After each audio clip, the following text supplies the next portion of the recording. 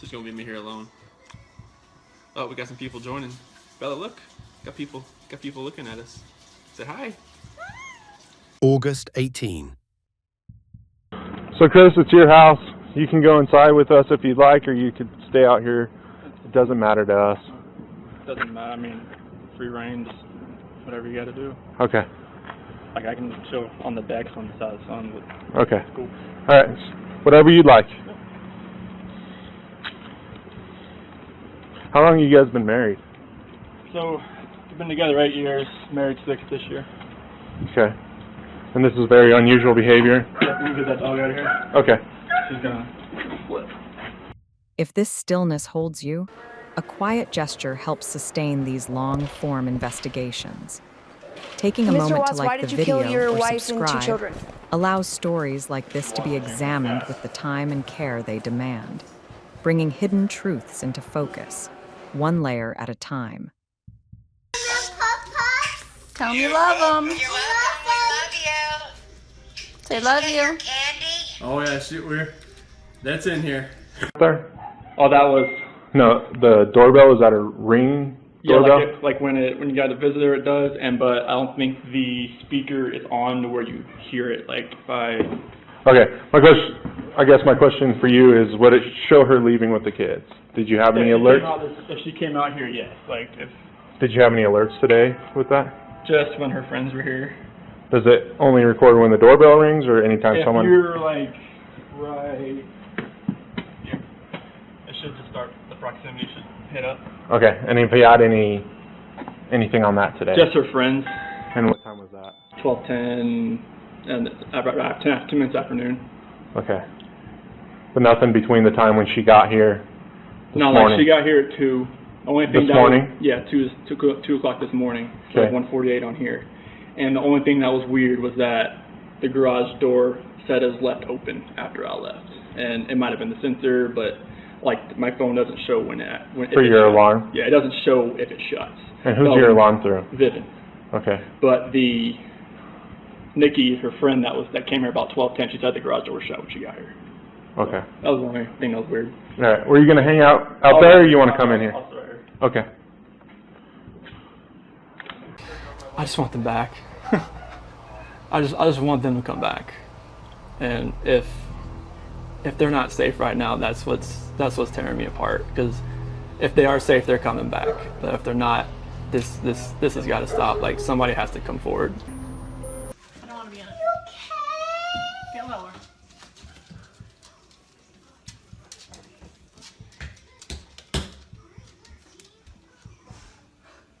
Position of trust with respect to the victim in violation of Colorado Revised Statutes 18-3-102, subsection 1, subsection F. Do you understand? Yes, sir. Count 5 alleges murder in the first degree, a Class 1 felony. It alleges that between and including August 12, 2018 and August 13, 2018, Christopher Lee Watts unlawfully, feloniously, and knowingly caused the death of Celeste Watts, a child who had not yet attained 12 years of age, and the defendant was in a position of trust with respect to the victim in violation of Colorado Revised Statutes 18-3-102, subsection 1, subsection F. Do you understand? Yes, sir.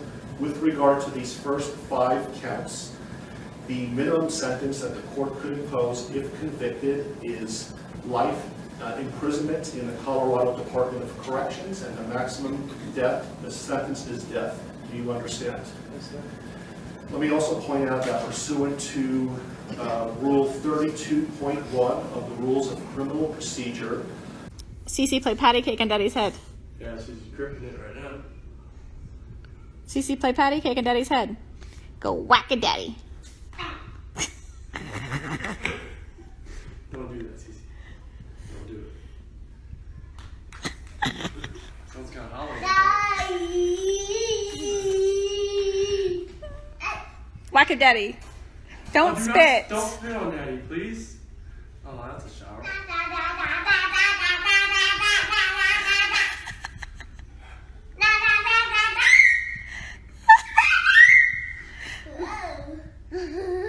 Careful, Bella, don't fall, okay? Whack it, Daddy. Whack it, Daddy. One more time, Daddy. Whack it, Daddy. Whack.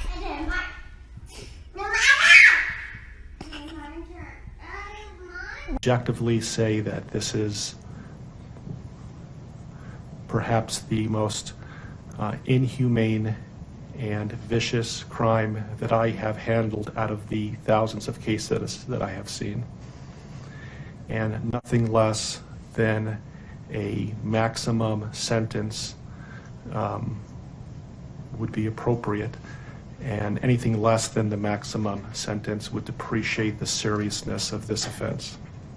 Deputies, I would respectfully ask that you take this defendant into custody and have him serve the rest of his life in the Department of Corrections. We are in recess.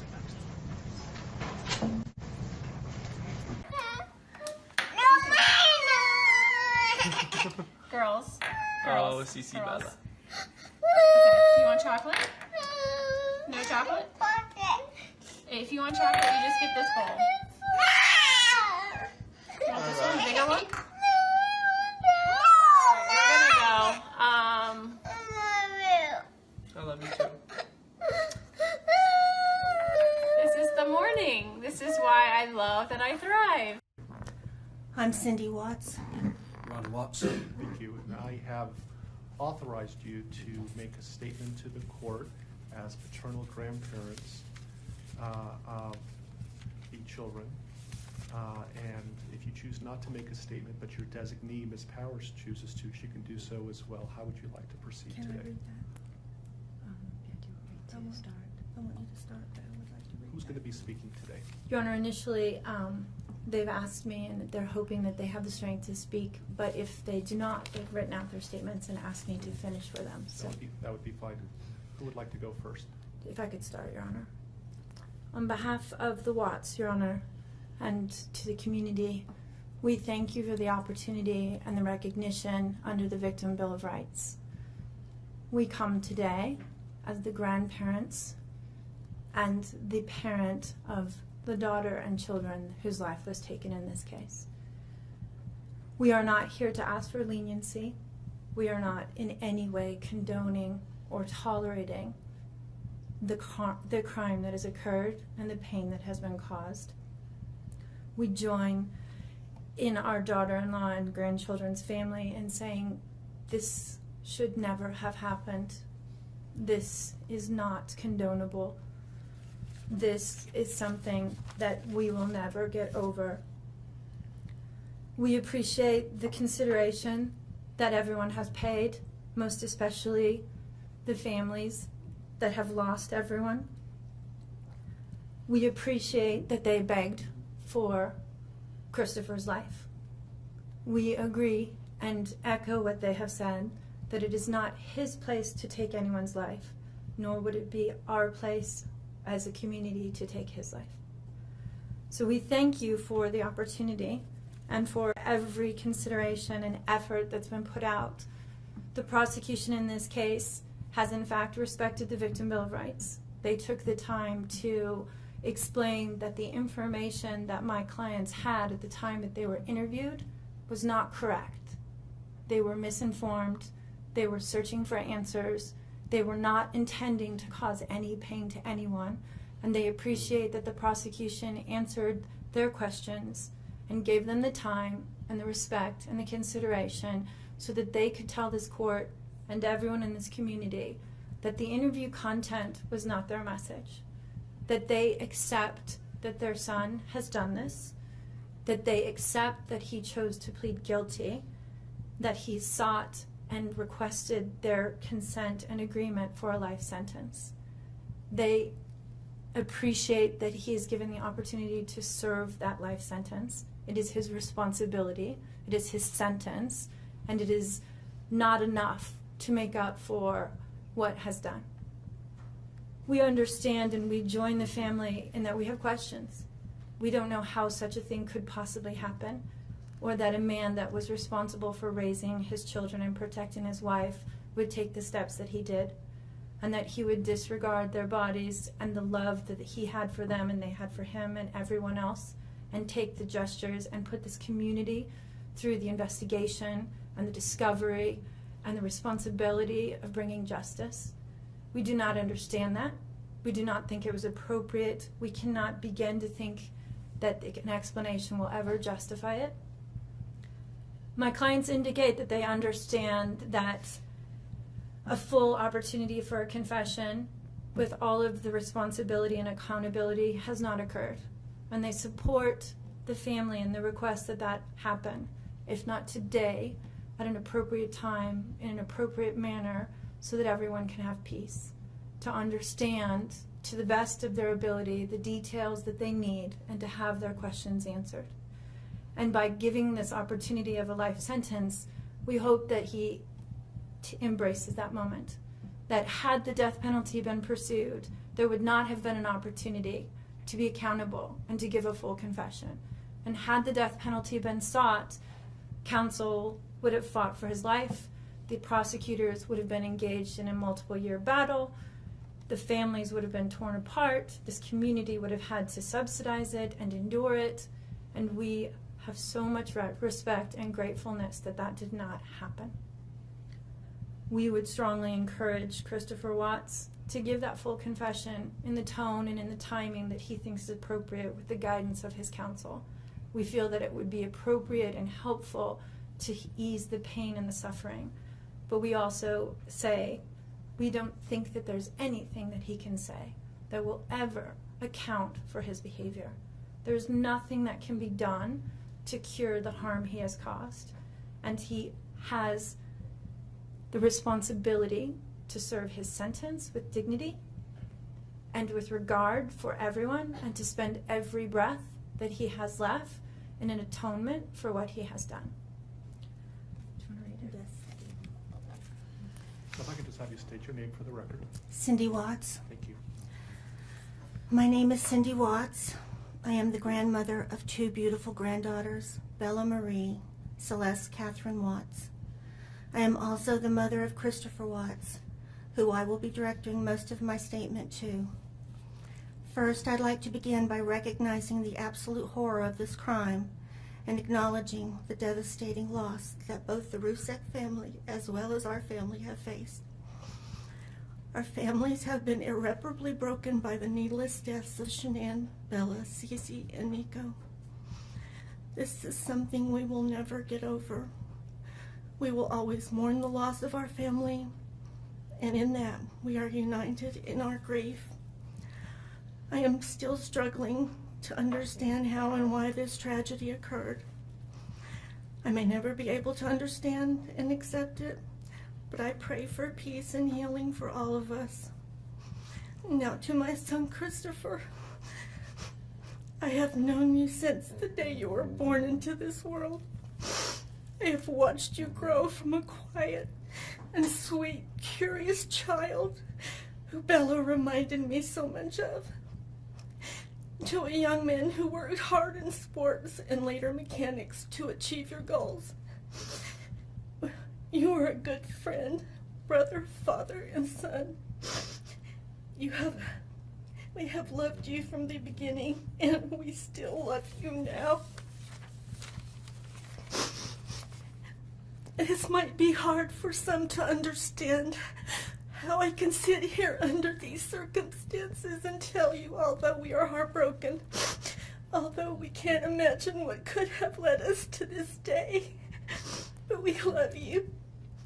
Maybe you can't believe it either. As the Lord said in Jeremiah 3:31, I have loved you with an everlasting love.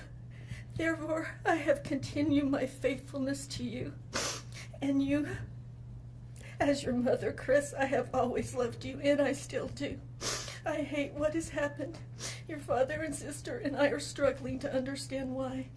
But we will remain faithful as your family, just as God remains faithful because of his unconditional love for us all.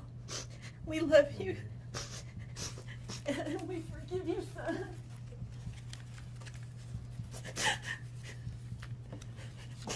Thank you. Judge, if I could read Mr. Watts' statement. Yes. My name is Ronnie Watts, and I am the grandfather of Bella, Celeste, Nico Watts. and I am the father of Shannon. I am the father of Christopher Watts as well. And one of the most important things I've done in my life is to raise my children and to watch as they started their own families. I spent many years coaching Little League and talking to my son, taking him to the races, and sharing my love and knowledge of cars with him. He was just as involved with his girls. I believe he loves his girls. I know he does. This tragedy has impacted my family in so many ways. Beyond losing my precious grandchildren, our beloved daughter-in-law, we are forced to question everything. We still don't have all the answers, and I hope one day, Christopher, you can help us. Chris, I want to talk to you as a father and son. You are here today accepting responsibility, but I want to tell you this now. I love you. Nothing will ever change that. And I want you to find peace, and today is your first step. The Bible says if we confess our sins, God is faithful and just and will forgive us. Chris, I forgive you, and your sister forgives you, and we will never abandon you, and we love you. Dad. Judge, thank you for the opportunity to address the court. I don't want him to really go in the ocean. I mean, Ready, set, Go. ready, set. The pool opens in 2 weeks too. what's the degrees today? 85 last I checked. 120. Wow. No, CC. Yeah. CC, get girl. Oh God. Oh my gosh, are you kidding? She can climb that fence. Your Honor, there are no words to adequately describe the unimaginable tragedy that brings us before this court today. By my comments, I'm not even going to try to express the horror, the pain, or the suffering that the defendant has caused to these families, to this community, and to all who were a part of this investigation. However, I do want to spend a few minutes sharing with the court the details of the crime, as so far you've only had an opportunity to review the affidavit and a few facts here and there that have been offered to the court in the motions and pleadings that have been filed. The questions that have screamed out to anyone who will listen since August 13th of 2018 are why and how. Why did this have to happen? How could a seemingly normal husband and father annihilate his entire family? For what? These are the questions that only one individual in this courtroom or on this planet knows the answers to. I fully expect we will not receive the answers to these questions today, nor will we at any point in the future. I don't expect that he will ever tell the truth about what truly happened or why. Even if he did, there is no rational way that any human being could find those answers acceptable responses to such horrific questions. The best we can do is try to piece together some kind of understanding from the evidence that is available to us. And the evidence tells us this: the defendant coldly and deliberately ended 4 lives, not in a fit of rage, not by way of accident, but in a calculated and sickening manner. Shanann was 34 years old. She had married the defendant in November of 2012. Over the weekend leading up to August 13th, she had been at a work conference in Phoenix, Arizona, and returned home in the early morning hours of August 13th.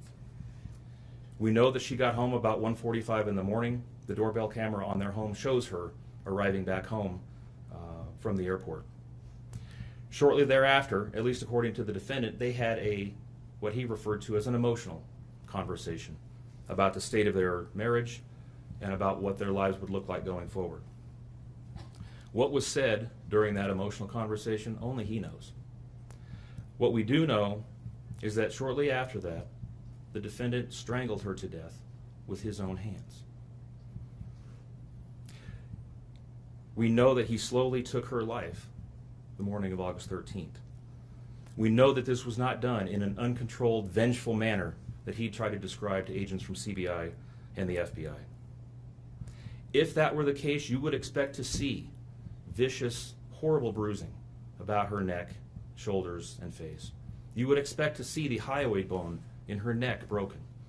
You would expect to see some kind of defensive wounds on his body as she struggled and fought for her own life. None of those are present. The only injuries that were on Shanann's body were one set of finger or bruising, what appeared to be fingernail or finger mark bruising to the right side of her neck. We know that our experts will tell us that it takes 2 to 4 minutes to strangle someone to death manually with their own hands. The horror that she felt as the man that she loved wrapped his hands around her throat and choked the life out of her must have been unimaginable. Even worse, what must Bella, age 4, and Celeste, age 3, must have experienced or thought as their father, the one man on this planet who was supposed to nurture and protect them, was snuffing out their lives. They both died from smothering. Let me say that again. The man seated to my right smothered his daughters. Why? Imagine the horror in Bella's mind as her father took her last breaths away. Your Honor, understand very clearly, Bella fought back for her life. The frenulum, the connective tissue between her upper lip and her gum, had a 1.5 centimeter laceration. She bit her tongue multiple times before she died. She fought back for her life as her father smothered her. Celeste had no such injuries. In fact, she had no external injuries at all. But according to the medical examiner, she was smothered nonetheless. The defendant then methodically and calmly loaded their bodies into his work truck, not in a hasty or disorganized way. He was seen from the neighbor's doorbell camera backing his truck into the driveway, going back and forth into the house and back out to the truck 3 different times, 1 time for each of their bodies. He then drove them away from their family home 1 final time, intent on hiding any evidence of the crimes that he had just committed. In 1 final sign of callousness for his wife, his daughters, and their unborn son, and their remains, he drove them to a location that he thought no one would ever find them, to one of the oil tank batteries with which he was so familiar. He knew this was safe. He had texted a coworker the night before saying, "I'll head out to that site. I'll take care of it." He had carefully ensured that he would be alone in the middle of the plains to secrete away the remains of his family in a place that he hoped they would never be found. In 1 final measure of disrespect for the family he once had, he ensured that they would not be together, even in death, or so he thought. He disposed of them in different locations. He buried Shanann and Nico in a shallow grave away from the oil tanks. Bella and Celeste were thrown away in the oil tanks at this facility. Different tanks, so these little girls wouldn't be together in death. Imagine this, Your Honor. This defendant took those little girls and put them through a hatch at the top of an oil tank, 8 inches in diameter.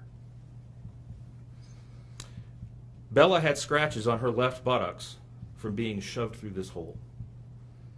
A tuft of blonde hair was found on the edge of one of these hatches. The defendant told investigators that Bella's tank seemed emptier than CC's because of the sound that the splashes made. These were his daughters. Significantly, when his coworkers arrived at the tank battery later that morning, to a person, they all described him as acting completely normally. It was a normal workday, even while his daughters sank in the oil and water not far away from him. And then his efforts at deception truly began. We've all seen the emotionless interviews that the defendant gives to the local media, asking for help in locating his family. We watched as he claimed that the house was empty without them, and that he hoped that they were somewhere safe, and that he just wanted them to come home. He told investigators that they were at home sleeping when he left for work that morning, and that Shanann had told him that she was taking the girls to a friend's house for the day. What is striking about this case, Your Honor, beyond the horrors that I've already described to you, is the number of collateral victims that he created by his actions. While he stood in front of TV cameras asking for the safe return of his family, scores of law enforcement officers, neighbors, friends, and family scoured the area,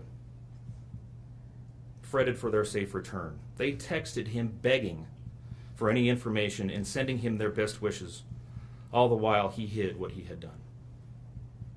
The list of indirect victims does not end there. Think of the firefighters and the Colorado State Patrol hazmat experts who had to don protective suits and who were called upon to pull Bella and Celeste out of those oil tanks. Or the coroner employees who had to conduct these autopsies. Or the victim assistants who frantically attempted to ease the suffering of those affected. All of this, Your Honor, for what? Why? Why did this have to happen? His motive was simple, Your Honor. He had a desire for a fresh start, to begin a relationship with a new love that overpowered all decency and feelings for his wife, his daughters, and unborn son. While Shanann texted the defendant over and over again in the days and weeks leading up to her death, attempting to save her marriage, the defendant secreted pictures of his girlfriend into his phone and texted her at all hours of the night. While Shanann sent the defendant self-help and relationship counseling books, one of which, ironically enough, was thrown in the garbage. He was searching the internet for secluded vacation spots to take his new love in researching jewelry. And while Shanann took the girls to visit family in North Carolina, the defendant went to car museums and the sand dunes with his new girlfriend. The stark contrast between the subjects of their internet and text content is absolutely stunning. Even the morning after he killed them and disposed of their bodies, he made several phone calls. One was to the school where the girls were supposed to start, telling the school that the girls would not be coming to school anymore, that they were being unenrolled, presumably to give him some more time before law enforcement notification about them going missing. He contacted a realtor to start discussing the selling of his house, and he texted with his girlfriend about their future. None of this answers the questions of why, however. If he was this happy and wanted a new start, get a divorce. You don't annihilate your family and throw them away like garbage. Why did Nico, Celeste, Bella, and Shanann have to lose their lives in order for him to get what he wanted? Your Honor, justice demands the maximum sentence under the agreement reached by the parties. As you will recall, the agreement calls for life sentences as to Shanann, Bella, and Celeste, and all of those to run consecutively to one another. It also calls for the count of unlawful termination of a pregnancy as to Nico to run consecutively to counts 1, 2, and 3. I would suggest that the extreme aggravation present in the defendant's conduct and in the efforts that I have described mandate that the sentences for counts 7, 8, and 9, the tampering with a deceased human body, each be the maximum of 12 years, and that those sentences run consecutively to one another. It is very clear that each of these acts, that these were not the subject of one act, but each oil tank that he walked up with his daughter's bodies and the hole that he dug for his wife and unborn son mandate a mandatory consecutive sentence. It's been alluded to this morning, but the defendant was certainly eligible for the death penalty in this case under the existing law in the state of Colorado. As you heard, Shanann's family strongly opposed my office seeking the death penalty and being bound to the criminal justice system for the next several decades. That's in large part, as you've heard, why we have reached the agreement that we have. 4 lives were lost at the hands of the defendant on August 13th for reasons that we will never fully understand, nor will we know. In the end, the Rzucek family was much more merciful towards him than he was towards his wife, his daughters, and his unborn son. Prison for the remainder of his life is exactly where he belongs for murdering his entire family. Thank you. Hey guys, good morning, or I know for Colorado people it's good morning, good afternoon for everybody else. I wanted to come here live because today is the big day for the huge, our cocktail party is tonight where Product X is going to be released. We're super excited. We're heading to the pool right now, and then we have a massage today paid for by Lavelle today at 3:30. So Chris and I are super excited. So we're gonna get a massage after we lay by the pool for a little bit and maybe go to the beach again. And then we're going to go to the cocktail party. And we will be live there tonight.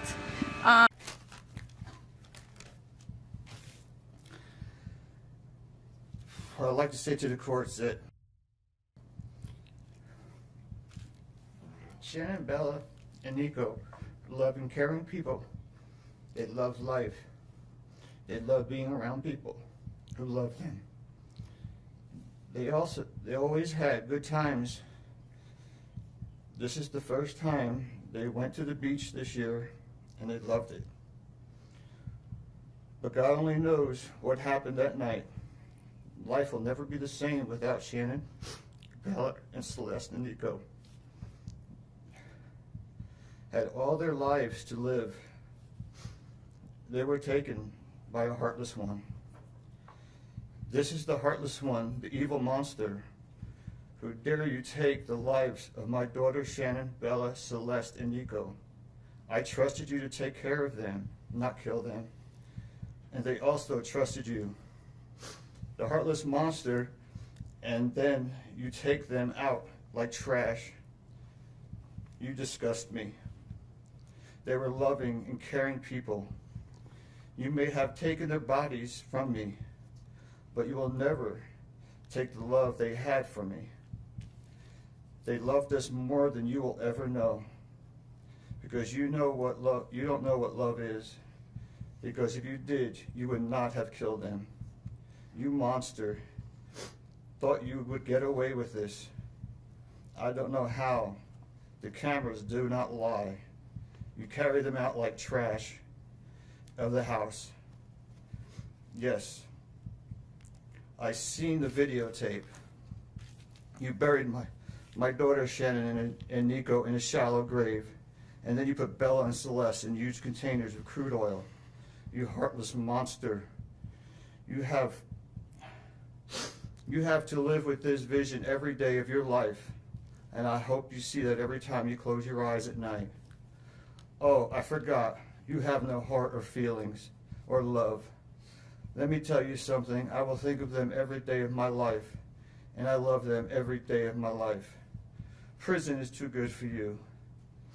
This is hard to say, but may God have mercy on your soul. I hope you enjoy your new life. It's nothing like the one you had out here. May the courts have no mercy on you. It's hard every day. It hurts in so many ways. I have heard people say that you're not a monster. No, you are not. You're an evil monster. Thank you. Love you, Shannon, Bella, and Nico. Love you, Pop Up and Dad. And one other thing. And Shannon says she is super excited for justice today. Thank you, Your Honor. Thank you, sir.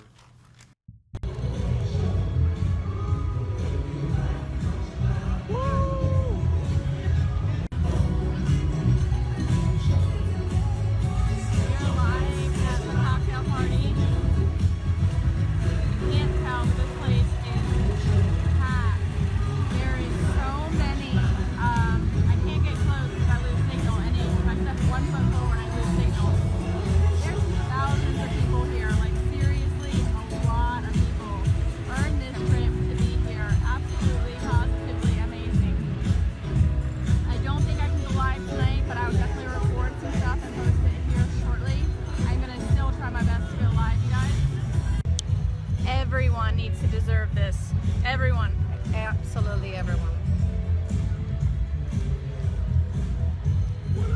fun it is.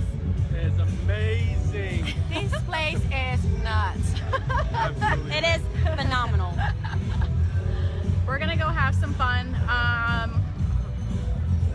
Get to hear what's coming out. It's absolutely exciting. We're super excited. We'll be back here live shortly, guys. Love you. Right here is good. Okay. Alright, I'll be right back, alright? Just gonna get Tammy so she can introduce herself, alright? Okay. Be right back.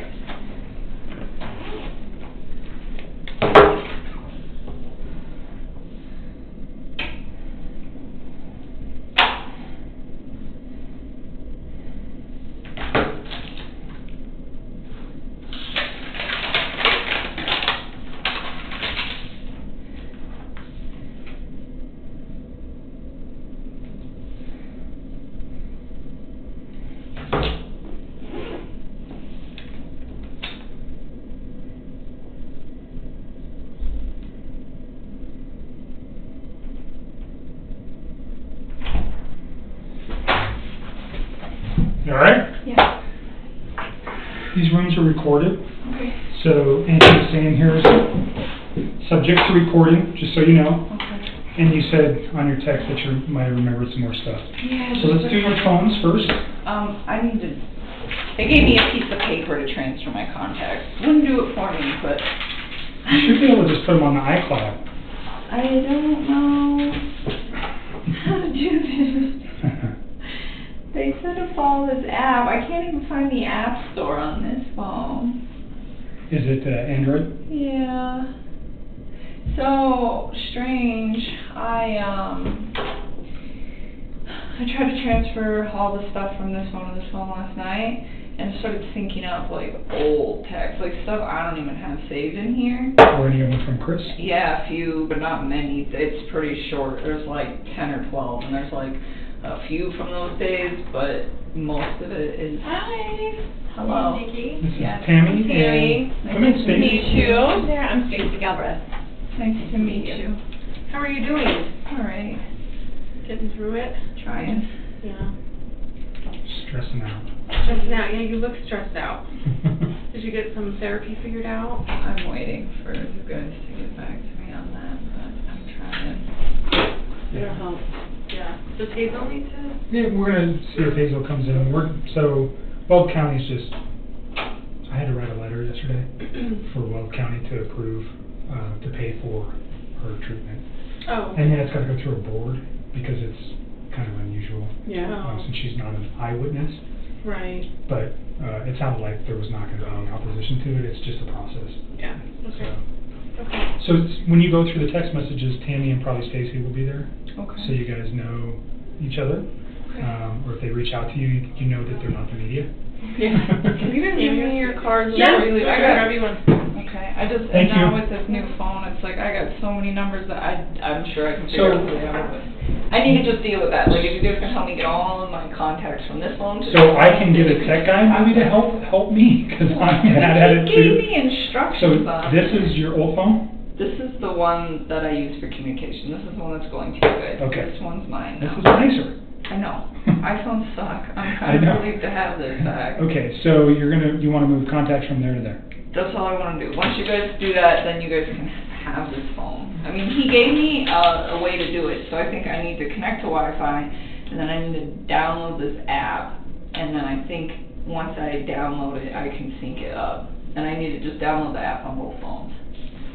So let me get a guy who knows about Wi-Fi. Is your password still 653038? Yes, that hasn't changed. So that's going to be that one. And which one is getting all the new text messages? Your new phone?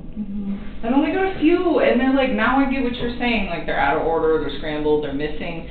They don't make sense. I got super excited when I saw them because I was like, maybe it'll be all of them, but it's not. So maybe what I'll ask, we have a device that maybe we can download that too. This one too? Sorry. I mean, I don't know if that'll work, but we can try it. Here's mine. Thank you. Yours. Thank you. And then Kevin knows how to get a hold of us after hours, and then I'm going to do that too. I I'm gonna go appreciate get that. Matt. I'll be right back. Okay. I need to do that one with these Oh, phones. okay. Are you giving her a spare phone? Is that what She you has her own spare phone, but when she linked her accounts, a bunch of messages between her and Chris were recovered on her new phone. Oh, okay. So I'm gonna have to probably just celebrate it right now Oh, okay. on her new phone, so we don't have to take all her phones. Yeah, no doubt. Are you good here for a bit? Okay. Do you have some water or anything? Please. Okay.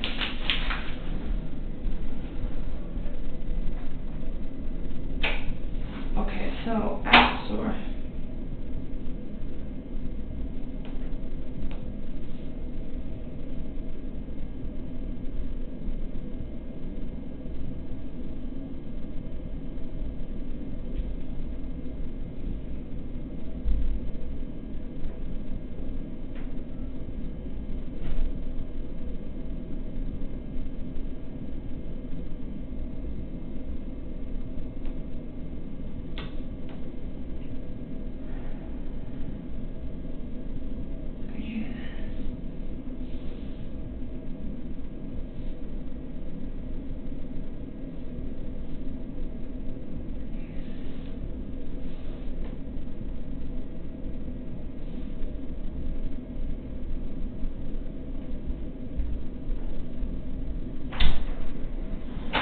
Water.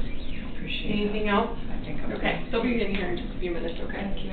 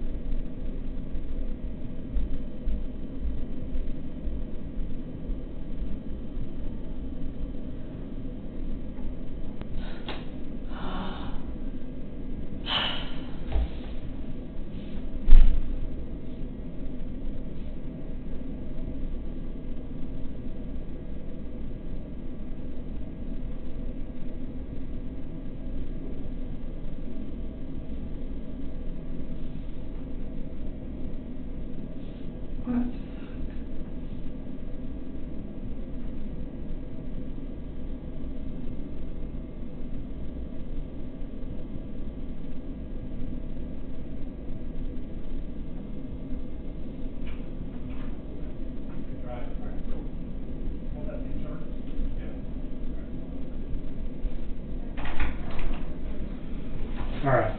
Tech guy's coming to help us. I would do it myself, but it's like there's so many different, I haven't used this phone in years. Okay. And like right now, So it's not very new? This is old. Okay. I haven't used this since like 2016.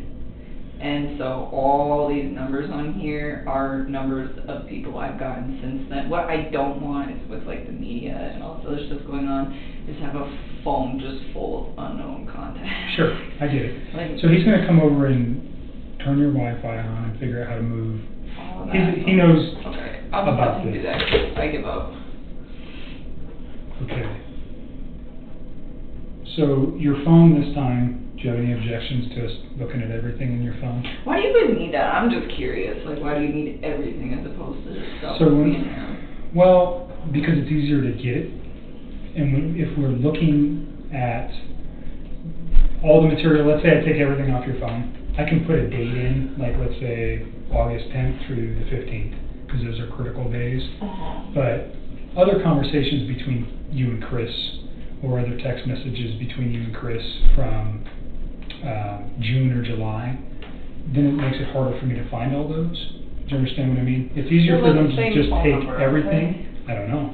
Are they? Yeah, I mean, except for when I first met him, and it was his APC thing. Okay, and then what about your phone log? It's always his 910 It's the same number? number all the time. Right. Like, it's And then always that one, or originally was his. We talked about your GPS locating, like knowing where your phone is at certain times. I mean, you guys can have all that. I just was like, oh my god, I have so many texts on here between me and all my friends. I'm like, do they really want all this stuff? Well, is there anything in those texts that you'd be concerned with?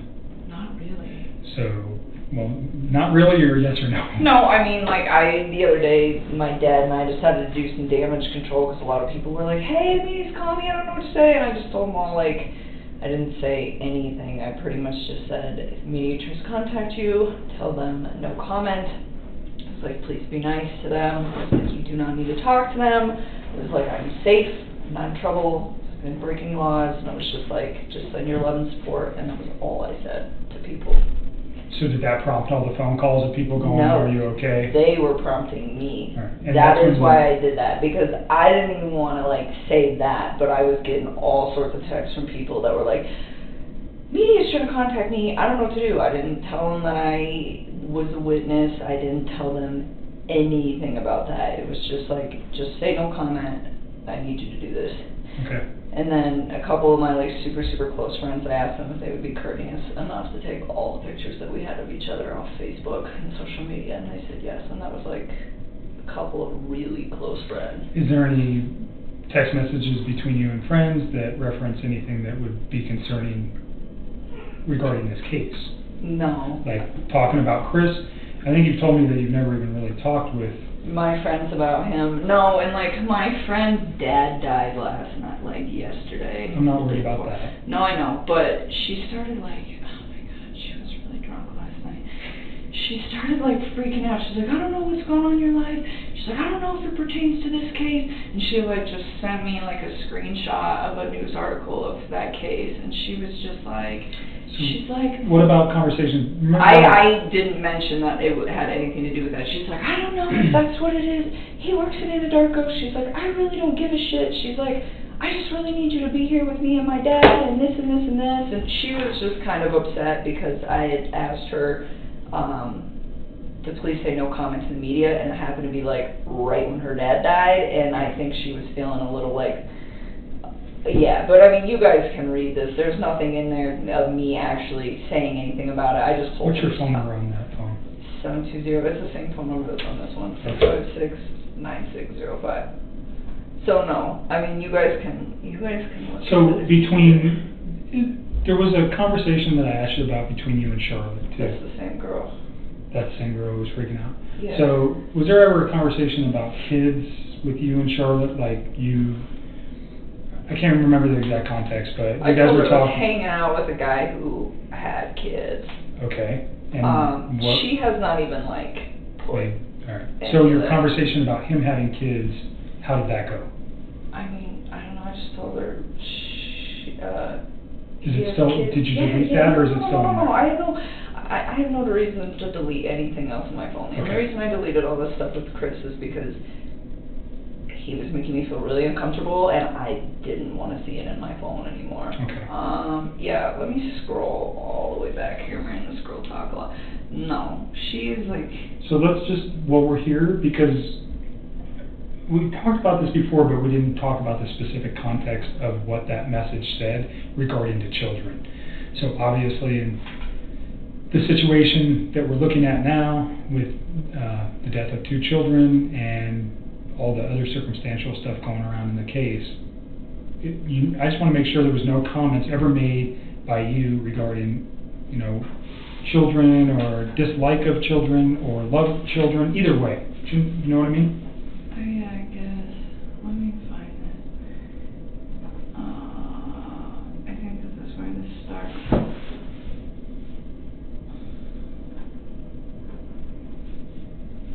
You guys can just take whatever you want out of there. So it's easier for me to just take everything than it is to single it out. Plus, for the purposes of this case, the less exposure, you know, we already have, initially you drew concern from me when you told me you deleted everything from Chris. I've already told you that. You understand why. There's no question as to why that might cause concern. So if there's anything else that ever comes up, I have it, and then we can just discuss it. Do you understand what I mean? All right.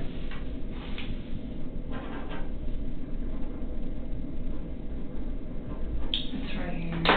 This is where it starts. She starts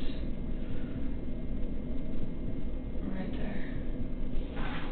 She starts talking about her and her fiance. So that was like weeks ago.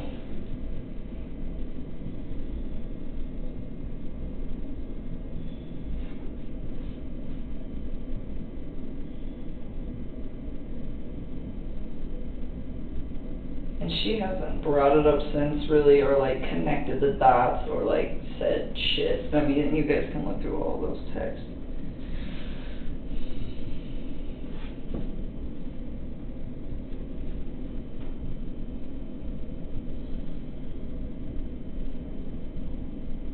And I don't know when that was. That was definitely when things were going good. So this is like weeks prior, I'm just assuming. I think the date is at the top of whenever we started texting that day. Looks, this is... We talk a lot. August 7th. Yeah. So, I reference everything to Sunday the 12th.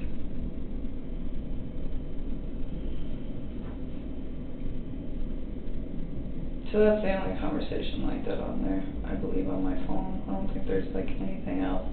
And she even last night, like, still wasn't even, she's so worried about her dad.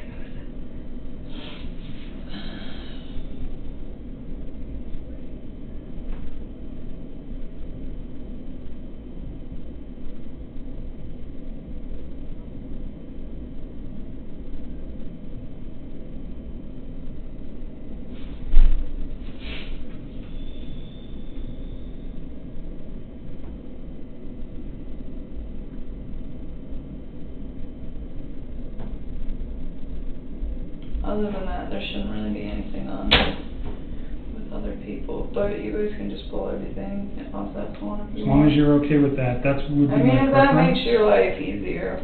It's not just about making it easier, it's just less. So if there's any question, like I told you before, like the 2 girls you just met did a lot of interviews in this case. They've done a lot of work. They may know things that I don't. There's no way we can all know everything. So they might go, oh, because somebody else is the one who told me about Charlotte and this message. So I've never read this. Well, that's probably why. Potentially, I'm assuming that that's what that is. Because I said his name. And I don't even think she's put 2 and 2 together. Because last night, it was just like the way she was talking. She wasn't like, this is him, this is it. She was like, I don't know what's going on. I just assume this is it because this guy worked in Anadarko, but she is not even like processing.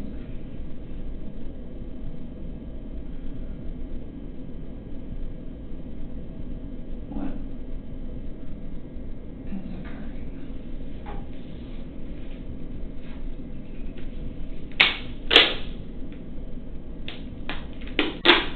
What do you mean by can tell he has a lot to take care of in life? What did you mean when you said that? He has a mortgage and he has kids. Okay. And responsibilities. I mean, he's a father with a house.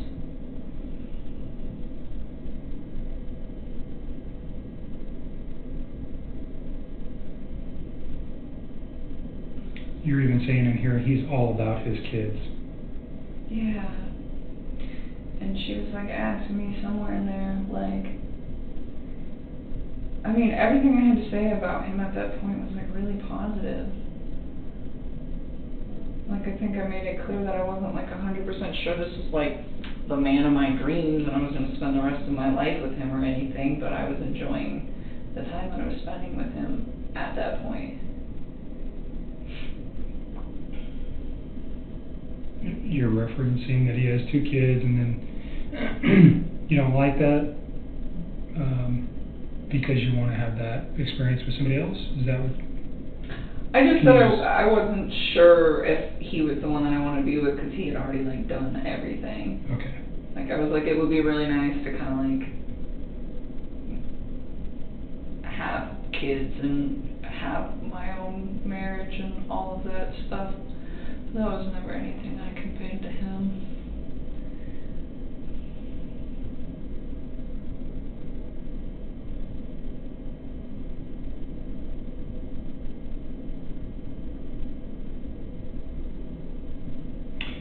So you said he's handsome, huh? Did you send her a picture? Mm-hmm.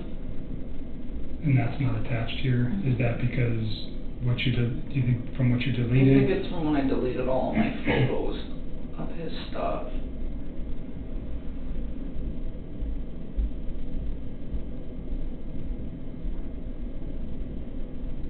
He's kind of short. I mean, I talked to her in a way that I wouldn't like talk to him as like my girl, you know what I'm saying? It's I get it. No, I'm just like, teasing you a little bit.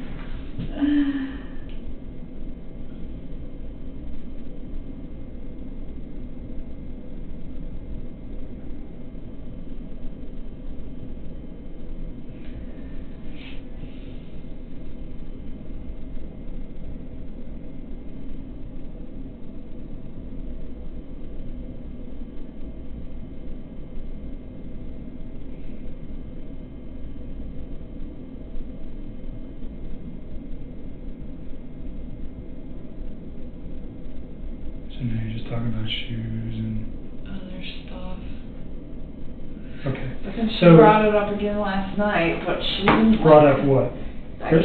But she didn't like connect the dots. She was like freaking out, like her dad just died. And she was really upset. She wanted me to come see her on Saturday because it's his wake. So unexpected. Kind of, sort of. He had Parkinson's, so kind of, but not. You know what I'm saying? It was a very drawn out thing. But she's having a really hard time with it. I knew she would, and she's like, can you make the wake on Saturday? And I was like, I'm really hesitant to leave the house, and I didn't tell her that, but I was like, I don't know, I'll try, and I'm gonna go, but I'm not gonna tell her until it's like right before I get to be there. And so what did she reference? Just is Chris the guy? I'm more interested. No, she didn't even ask me if she was just like, she's like, I don't know what's going on. She's like, you can see it. Okay. So you mentioned on your text before you were coming that there was other information that you thought of that was important again? Yeah. More info? You let me get so sidetracked. I'll look at this, will you do that? And then I'll show you where it is. Yeah, There's show so me where it much in here. Like, I will just say. You guys talk a lot. Oh, yeah. She is like right here. So first she sends me this, and she's not even asking me about him. She's saying he looks like her ex. That's when she first brings him up. She doesn't even mention me at that point. I don't even think she realizes it's the same guy. Like, legitimately. I think this girl is so wrapped up in all the stuff that she's got going on right now that I don't think it's even processing. I mean, you can just tell by the way that she, like, talks. See, and she's all upset because I asked her to not talk to the media, and it happened to be the day that her dad died, and I'm sitting here trying to comfort her. Is this your best friend? Yes. This girl is like my whole world. Alright. But you're not talking about children or your relationship with Chris or anything like that? No, the only time I ever mentioned him was like that one day. Okay. And I didn't even remember that I even had like said that to her because I just... What's her phone number? 720-425-7330. So I'm not going to call her, but at some point you might want to talk to her, just so you know. I mean, sooner or later she's going to connect the dots, or you're going to tell her, right, if she's your best friend. I'm not going to tell her. If she figures it out, she figures it out. Okay. If we were going to talk to her, I'd let you know beforehand. Is that fair? Yeah, just so I can give her a heads up. Yep. And she apologized to me, because she was being kind of crazy last night. She was. So tell me about the new info that you remembered. Okay. See right here. Hold on. She says, look, man, I know you work at Anadarko. He did too. I know he murdered his wife and kids. I know he was a dog. I know you're my best friend. I know you have a good heart. I know that that guy needs to go to jail, and he will. I know you don't want publicity, and neither would I. I know that as a witness, if you say anything, it can cause a mistrial. I know you don't want that, neither do I. Fuck the media. I want my best friend here. I never fucking said anything to her about a trial. Okay. So, but see, look, she goes, I don't even care if you flirted with him or more. I know you had nothing to do with what happened, and I don't care if your job is having an open investigation. I'm not going to ask you a single question, but my pops died and you're my best friend. Okay. And I said, please stop talking about that. And she said, what, are you on house arrest? And she just keeps saying, my father died, what the fuck? She was not okay last night, and I was just trying to, like, understandable, mitigate this. And I was like trying to calm her down, and I said, Charlotte, I'm trying so hard to be the best friend I can to you right now. I said, I want to talk to you about that case. I didn't say the case, I said that case, like I wasn't even affiliated with it at all, and you need to respect that. I'm here for you regarding your dad, and you know this. And then she's freaking out and freaking out. You guys never had a conversation except for this past text messages about Chris and his children. No, that was it. Okay. That was it. That's fine. I mean, because he wasn't really something that I, like, super wanted everybody to know about, and I shouldn't have even mentioned it when she brought up what she had, like, going on sexually with her fiance, and it happened, but at that point... You guys are best friends, it's understandable. Yeah, see, and she keeps trying to talk about it.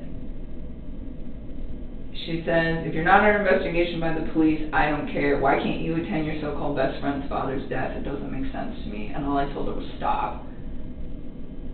And she just like, yeah, and she just is like freaking out. And finally I just told her, you know, getting mad at me isn't going to bring your dad back. And that is when she chilled. Okay. Well, she kind of went on another rant, but it had nothing to do with Chris. And then she apologized to me this morning for being drunk and sad and angry that her dad died. What other new information? Okay, see, we got so much going on, I texted it to myself because I can't predict this. I'm going to make sure before you leave you see Hazel. You need to get some help. I know, I've been asking. So he was talking for a few weeks, like he mentioned, give me a time frame. Okay. So he went to North Carolina. When he came back from North Carolina, I was informed sometime either when he was on the trip or when he was like getting back, but in that area, that they filed for divorce and that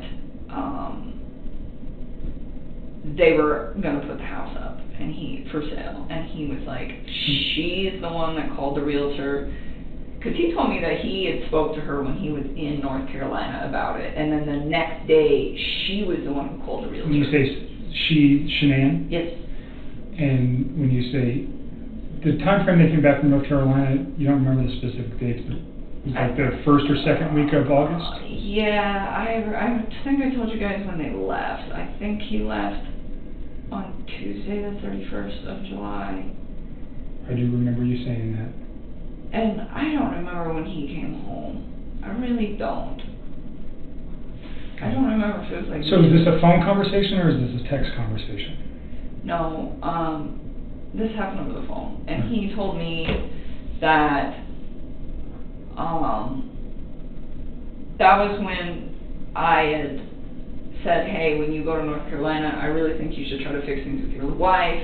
And he kept asking, well, what about us? And I was trying to kind of take a step back and see if he would fix things before attempting to pursue things with me, because I wanted to know that if all of these things he's saying, like, yes, we're getting separated, and yes, you know, all of these things that he's saying are happening, I wanted to know that it was like, you were doing this like you said you were prior to me coming in your life, and it had nothing to do with me, you know. And so for me it was like, I really wanted them to fix it. I would have just like left the situation. So tell me why Shanann calling a realtor and him mentioning that they were going to be divorced. Why do you think it's important? Because, so after that he was like, she's the one who called the realtor, and I remember I was like, damn, that was fast, because I knew he told me like we were going to put the house up, but they said, he was like, we didn't know how much to offer for it, and we were kind of trying to find somebody, and it like, so for the first few weeks that I hung out with him, he kind of like dragged his feet on, hey, this is happening. And then after North Carolina, he's like, yeah, she wants to put the house up, she's the one that called the realtor. And I was like kind of taken back, not necessarily at the speed of it, given how long he said that they'd been separating, but the fact that she did it like the day after he supposedly sat down and had a conversation with her about, hey, do we fix this or do we not fix this relationship? So do you remember how many days she was back in Colorado before leaving? Mm-hmm. Do you know that? Because I don't remember when they got home. Right. I don't. I'm just trying to get your memory jogged there on that. But so this was, they get home, he had told you in North Carolina that they agreed to, and they're finalized their relationship. Yeah. They get home and she immediately wants to sell the house. Yes. And then, so, I mean, I started thinking, okay, well, I know in Colorado houses sell very fast here. So I was like, what's your plan? You know, and I was like, because you might want to be prepared. And I remember that's when the whole concept came up of, you probably need to start looking for a new place pretty quick. And that was when he was kind of overwhelmed with it. And I told him, I was like, look, like I just moved a few months ago. And I was like, to find a place that was comfortable for me, it was like, it took like a lot of research. And that's when I offered to help. I was like, I'll help you. And he seemed pretty gung-ho about it for like the first week. And he seemed very grateful. And I was putting in work on it. And I was like, calling him and kind of letting him know about places, and there really wasn't that many options in Brighton. I found one. I actually texted it to myself before I texted it to him, because I still have that in my phone too, because I found it and it was great, but it was like right at the beginning of my search, and I was like, I don't want to inundate him. So you said a week. You think you worked on that for a week? No, I honestly only probably spent like a few hours over a few days and just trying to like line it up. Just trying to think about how many days she had been back while you were working on that. Do you know what I'm saying? Oh.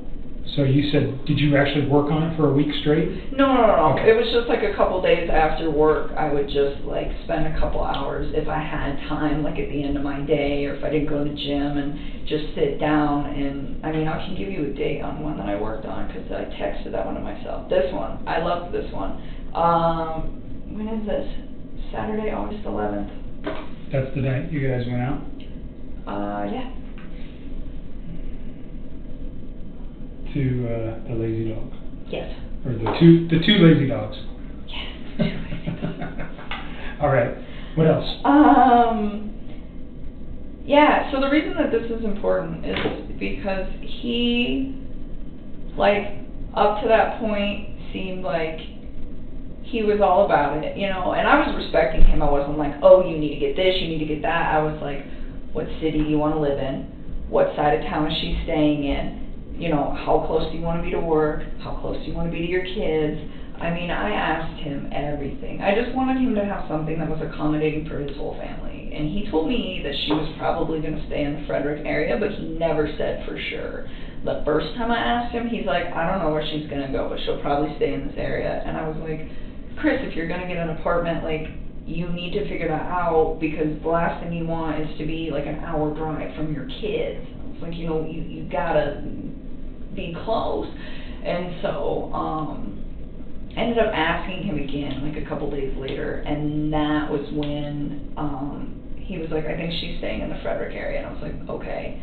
And that's when I was like, started to get details, like, where, and if you guys find my text, you'll see it, where I'm asking, like, where do you want to live? Like, how close do you want to be to work? Those things, like, you know, do you care what gym you go to? Like, what are you looking for? You know, talked about this previously. Yeah. So the thing was he was like super gung-ho about it, and then on Saturday, that day, I remember being outside with him when this conversation happened, but I don't know where. I don't know if we were like walking into the restaurant or walking to the car, but I like vaguely remember being outside with him. And I was like, he had told me that he wanted to go look at some places that upcoming week. And we were supposed to go do that on Wednesday. And I was like, I asked him, I was like, what places do you want to go see? And I was like, did you really like that place that I showed you? Because it was just like super convenient for everything. And it had a little playground and it had a pool. Like, it would have been awesome for his kids. And it was cheap. And so, and it was like close to Frederick. It was like, it was close to the gym. It was close to work. It was close to me. It was close to everything. And it was in Brighton, which is what he wanted. And so, I was like, did you want to go check that place out? And he's like, yeah, I guess. And he like didn't seem sure anymore. And that was the part that I wanted to tell you. I just figured I'd give you all the backstory. Sure. So he's not sure about the particular apartment or about even leaving. So he told me that he looked at it and he told me that he thought it was nice, but he didn't really seem like his interest was that piqued. And I was like, well, did you find anything that you really wanted to look at? And he told me, yeah, that he'd found a few, but nothing that really, really piqued his interest. And I was like, well, you might want to get started. And he's like, well, I found one. And I asked him, I said, which one is it? Because I think I've looked at like every apartment in Brighton and maybe I'll remember it. And he's like, I don't know, I don't remember the name of it. And he kind of just like disregarded it.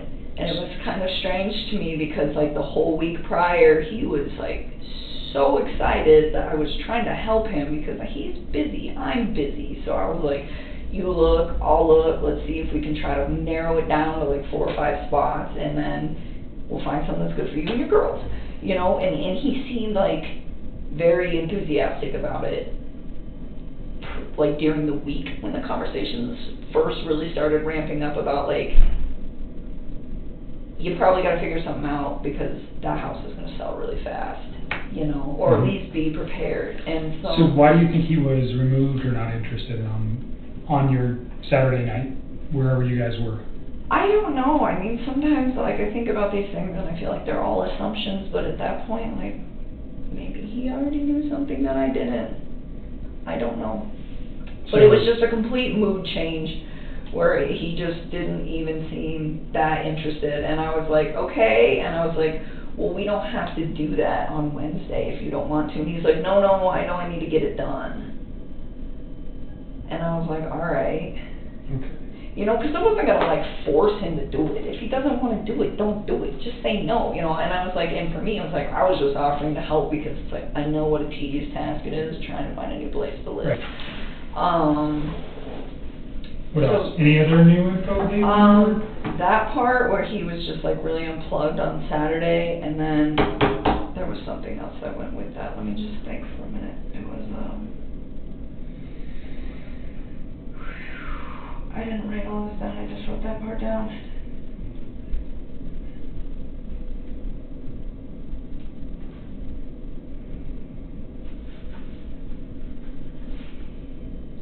I can't believe I can't remember all this stuff. Yeah, you remember so much stuff already. Slowly comes to me all the time. Well, some of this stuff is just things that you would never think about. And now that I'm like hindsight's 20/20. Right. I'm like starting to go back. There was something else that happened on Saturday that had to do with all of this. Think about it for a minute. I'm going to see if my tech guy has his Do that. equipment Do charged. that. And we'll get your phone taken care of. Okay. So again, I'm going to have you sign this voluntary consent. Yep. It's the same thing that you signed in Thornton, saying that, you know, I didn't threaten you, intimidate you. You have a right to say no. I want you to read the document again. We're going to take your phone. We're going to use a program called Celebrate. If you go to your phone store, that's what they use. Sometimes they used to do this. They used to move your stuff back and forth. It's the same thing. They're going to take that information, and then an examiner who is skilled in looking at cell phone data is going to look at it to try to recover the deleted material that we're after. I hope So, that they can get the deleted material is what I'm after. I know it is. I feel so bad that I did that. I didn't even, honestly, like, that's not even what I was thinking about. I was just so, did not want, like, any presence from him. So you're okay with us doing just everything? take the whole phone. Awesome. Just take it. Because I feel like we've been trying I'm to going do to this. put Like, all data on here just yeah, for just ease, take what okay? you need, So you know? read that and make sure you sign it, that you understand that we're going to take all the data. Once I have all that stuff, I'll get your phone back to you. That's okay. I mean, I'm not even going to use it anymore. I'm going to just use this. Okay. I'm going to still get it back to you as soon as we're done. Okay. All right. So next week sometime maybe. Okay. Or the week after or something like, somewhere in that time frame, okay? Okay. All right. Relax for a minute. I'll be back in a sec.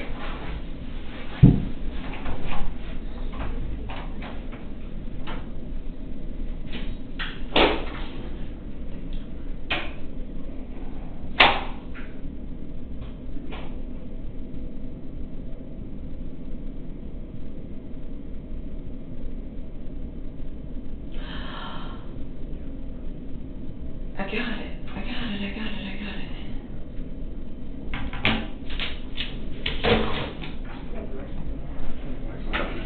I remembered, by the way. I got it. Remembered what? In my head, what I needed to tell you. Okay. Okay, so, hi. Hi, I'm Matt. I'm Nikki. Nice to meet you. Hello. So this is my original phone. Okay. That these guys would like to have. Mhm. I have a lot of contacts on here that are not on the phone that I'm currently transferring to. Okay. Like a lot of them. Uh-huh. I need some of them. Right.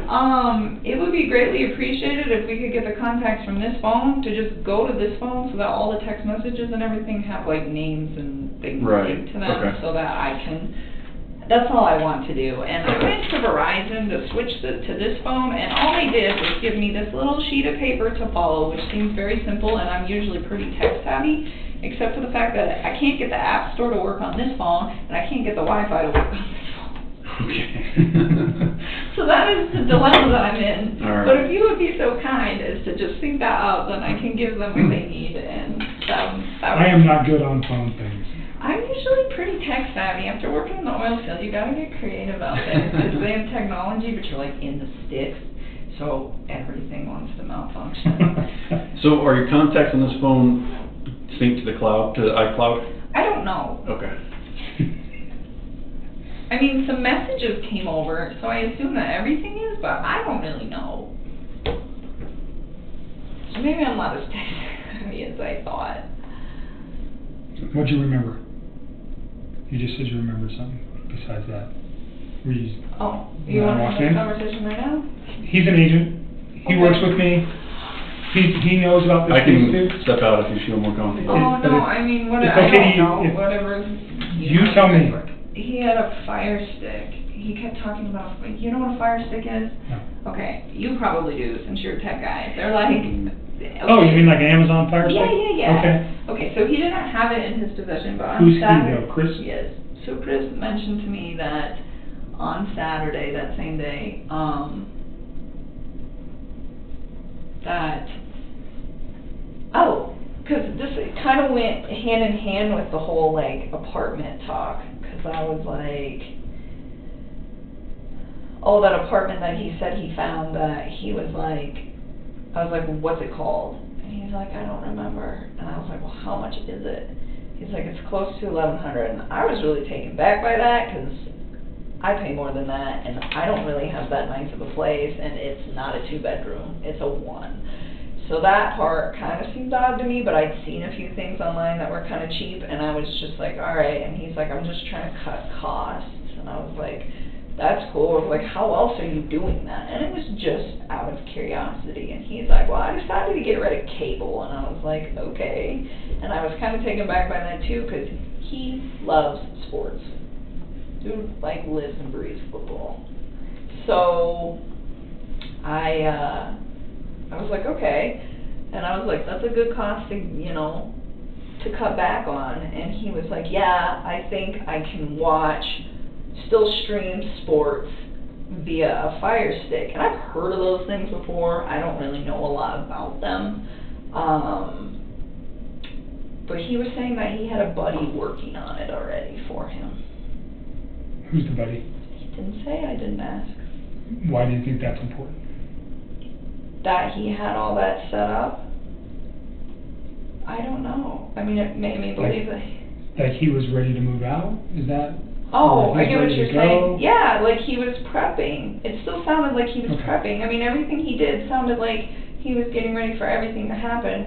The only thing that I found really peculiar about the whole situation was the fact that he just kind of seemed disconnected about the apartment thing on Saturday, whereas in previous conversations, he was the one who brought it up, and he was the one who seemed really excited about it when I offered to help him do some like legwork on trying to find him a spot for him and his girls. Right.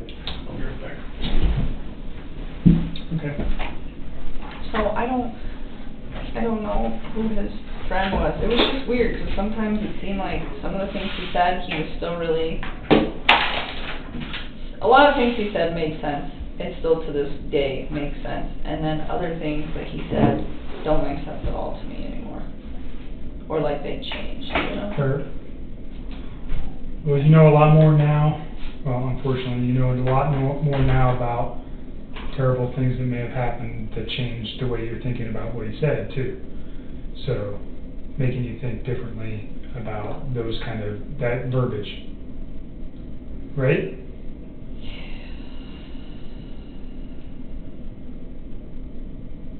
Definitely. Okay.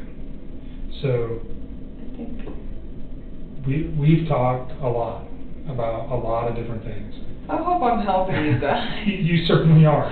I hope so, because I don't like having this stuff on the top of my head. It's so hard, and so many days I can tell that my mind is trying to like block it all out right now, and I think it's almost like a subliminal like coping mechanism, and I'm trying not to. I'm trying to like think about it so that I can help you guys, and that's why So why don't you give yourself a break for a day or two and just live a normal life. Stop thinking about this stuff for a day or two and then revisit it. Maybe that'll help you, because you look like you're tired again. I lost my job yesterday, so that's where that comes from. You lost your job with the geosciences place as well? Okay, sorry to hear that. I think you mentioned with your skill set, though, you should be easily employable in another locale. I don't know. I hope somebody hires me. I hope people don't see my name on a resume and just not hire me. Well, your name hasn't even made it in the papers yet. Not yet. So, remember you said that you had some locations you could go out of state? Maybe. Yeah. I don't know if that's what you're thinking or whatever is going to work for you. Yeah, I'm thinking a lot about all of that. It's just a matter of timing and trying to figure out when to do it. Hesitant to do it all too soon and then have to do it all over again. Tell me the name of the geosciences company. I forget. Tasman, that's right. I think I was just so bummed because they told me that they would keep me, and then they called me back and let me go, and I was just like, man. So did they essentially fire you, for lack of a better term? And that was yesterday? Yeah. They said they let me go because they hired me to do a contract job, and now that contract was over. It was unfortunate because Anadarko actually offered to pay me for a while, and Tasman said no. So I just wish they would have been honest with me in the first place, but it is what it is. So now you're out looking for a job too? I haven't even started doing that. It's not even like a priority to me at this point, but it will get dealt with. So yeah, so I need Hazel to help me out with his lease and sell my truck and change my entire life, and hopefully somebody somewhere will give me a decent job and give me a chance and not judge for all of this whole disaster. So that's why You said Hazel was helping you out with some of your lease stuff. All right. So yeah. when we're here, I think she usually comes in the afternoon today. So we'll check with her. Hey, I think Matt just went the other way looking for me, but he'll come back eventually. Awesome. So you must want this for something. Probably charge my phone. I didn't charge the last thing I charged. This one? Yeah. Here. What's this? Oh, this is the Verizon call logs? To the 13th. From what date to what date? You want this one back? It's a month. Sorry. No, you're good. I don't know. It's a month, so it's probably whatever 30 days was, probably July 14th, I'd assume, till August 13th. You'll see it. When you open it up, you'll see it. But it's a month. So my billing... Can I just take this real quick and move it off your thumb drive, and I'll give you your thumb drive back? You can do whatever you want. Okay. That's yours. You don't need this back?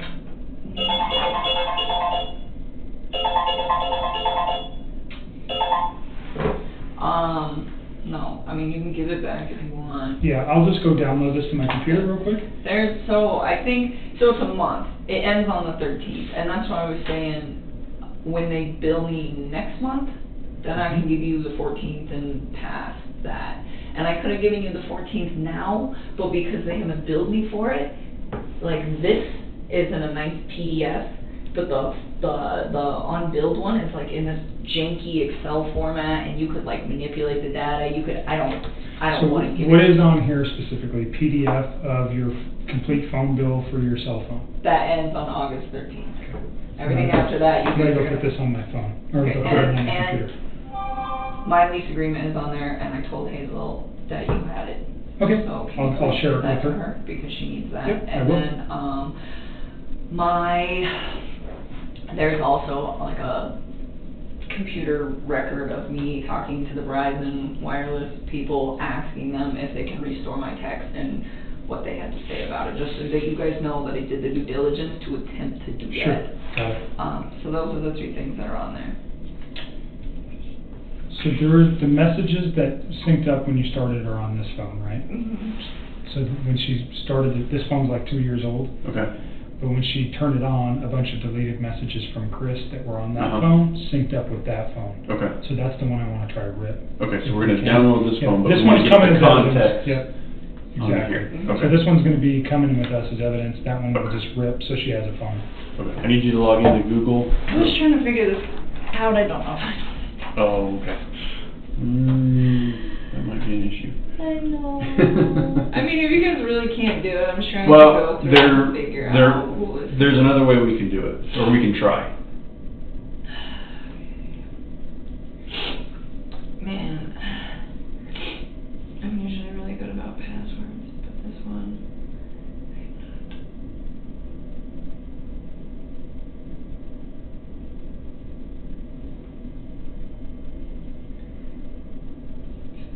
I don't know.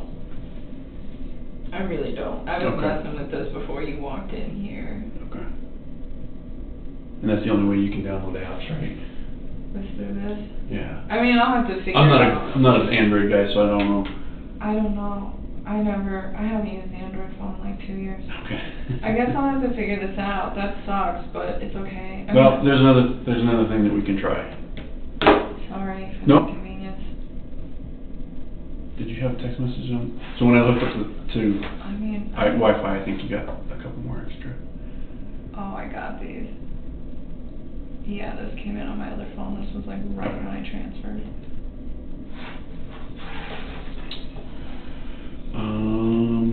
So I think your contacts should be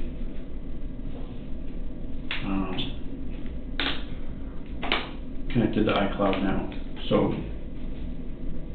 shouldn't lose them. And we can try and use the machine that we used to download the phones can also transfer. That'd be I've never done that, so I don't know how it's going to work, but we're going to give it a shot. Okay. That would be so nice, because I was looking at these messages and I was like, oh my god, like, don't know. I mean, again, I'm sure I could figure it out pretty quick if I read the text. Look at them. Yeah. They're all different.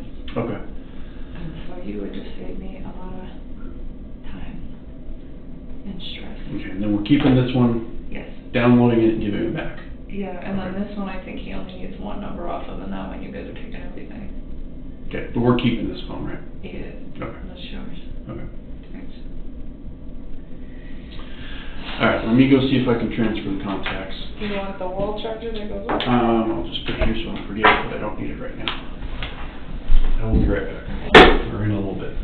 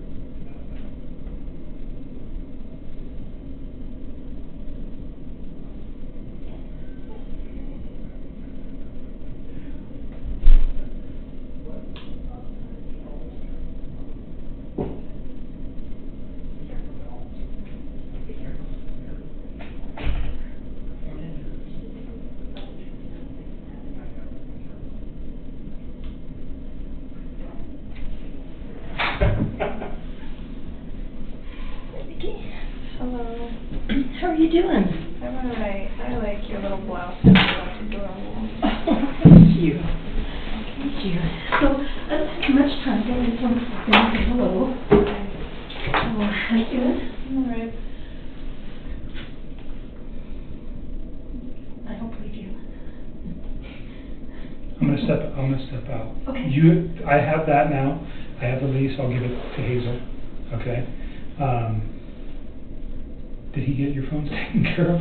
I don't know. He took them both. He All right. said he was gonna try. I'll step out for a few minutes. Give you guys a few seconds.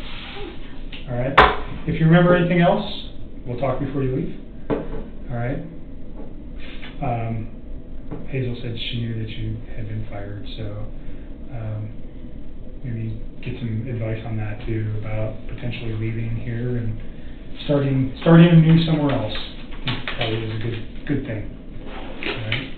I'll be back in a few. Thank you. So, Anadarko fired the other company as well?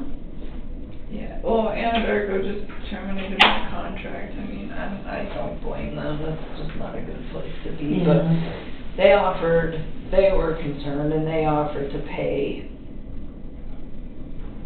for like a few weeks. Well, that is pretty generous. It was very generous, and Tasman cut it off. They're just like, we don't want to bill a contractor if you're not actually working. It's like, I respect that. You know, I don't know, I think it's kind of disappointing because they told me, you know, I informed them of the situation, and then they contacted me like a day later and they said, oh, you're good, don't worry about it. And then they contacted me the day after and pretty much just let me go, and it's like, just be honest. So will they be giving you another job or another appointment? They would have had to have. And I kind of had a solution for that situation too, but they didn't seem like they were all about it. So, I mean, it is what it is. I've only been working with them for like 4 months. They don't really know me that well. That's Tasman? Mm-hmm. And so are they saying that your contract with them is also terminated, or that you just aren't working in Anadarko anymore and they'll find you another position? They told me originally that if I wasn't going to work in Anadarko, they'd find another place to put me. And then they came back yesterday night and said, since you're not, we hired you for the contract with Anadarko, and since your contract with them was terminated, we're letting you go. Okay. Did you call the person whose name I gave you a head? No. Really? I've spent all day trying to do stuff for these guys, so I haven't had a chance. I think it might be helpful just to talk to him and see what he has to say about it, and see if there's any, you know, he'll probably ask you what your contract with them was and ask you for some more details, and see if there's any way that legally he can help you out, or if he can create some sort of mediation or something like that, or at the very least negotiate a positive referral to another agency or something. I mean, they told me they'd give me that. He seemed really taken back when I asked him, but I was like, can you at least give me a positive referral? I mean, I did great work for those guys. Mm-hmm. They're definitely going to miss me being on their team for sure. And he was like, yeah, I'll do that. Okay. I mean, I didn't really know what else to do. This is like one more thing on my plate right now. I don't know what to do. I don't think anybody's going to hire me. Well, I think that right now, what you need to worry about is someone to give really good supportive family and people that are going to help you get through for a few weeks while you're looking for work. So I think right now we need to just concentrate on getting your lease situation worked out so that you don't have to worry about carrying 2 places, and getting everything worked out with victim comp so that you can get started into some therapy. Yeah, I still just don't think anybody's going to hire me. Like, as soon as my name's in the media, like, why would you do that? Well, it hasn't been yet, and it doesn't mean businesses won't necessarily, the hiring agents won't necessarily have watched the news or know those things, and if they do, I think you can just explain to them that you're doing everything you can to cooperate with law enforcement, and do what you can to have it not impact your job, and, you know, your work at both Anadarko and any place else you've worked prior to that is a good testament to what a good worker you are. That's through all this, you kept going to work, you kept doing your job, you were responsible towards your agency, you informed them about what was going on, you did everything you needed to do. I just don't think people are gonna hire me. I have a feeling that trying to get by for the next like 5 or 10 years is about to be real rough. Okay, well, I think that thinking that way is going to be a little self-defeating. So let's try to take care of what we can take care of and try to build things up for you so that you have the most positive prospects for the future. So I just don't even know where to start. Like, I have friends that can give me a referral, but what I don't want to do is have my friends give me a referral and then they see the news and then they are very taken back. And I think some people would be kind of upset if I asked them for a referral prior to the news breaking. You almost feel like waiting till it breaks to like try to approach people. Well, have you tried thinking about like a temporary agency or someplace? You know, like Kelly Girls. I mean, I know they don't pay well, but something like that. And I know it's probably well below your skill level. I don't know. I'll probably go back to the oil field at some point. Most of those people are a bunch of societal outcasts, so it might work. Are you happy there? Huh? Were you happy when you worked there? Sometimes. Yeah? Sometimes not, but... So it wouldn't be torture to go back to that? No, that's all I know. Well, it sounds like that's a good fallback, at least until all this gets resolved a little bit. I mean, if people hire me. It's hard to get a job out there as it is because I'm a woman. Yeah. I don't think you can do it. Well, you have the history that shows otherwise. And that goes a long way.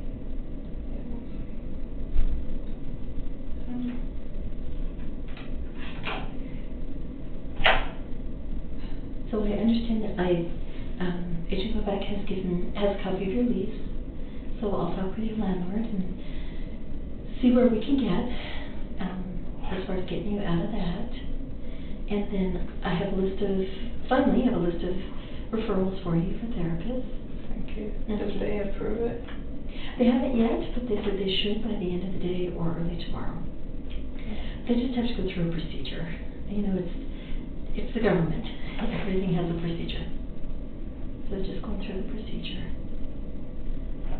But you could get started in the meantime calling the therapists and just doing little interviews with them.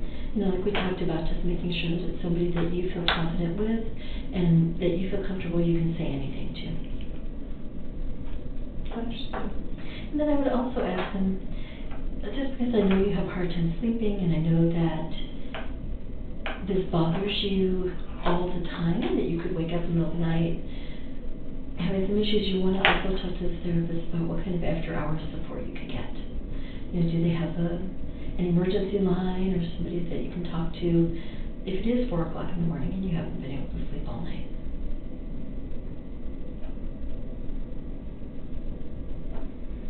And if you need some help making those phone calls, Bobby Joe and I can help you. Thank you. Okay. Sounds like a plan.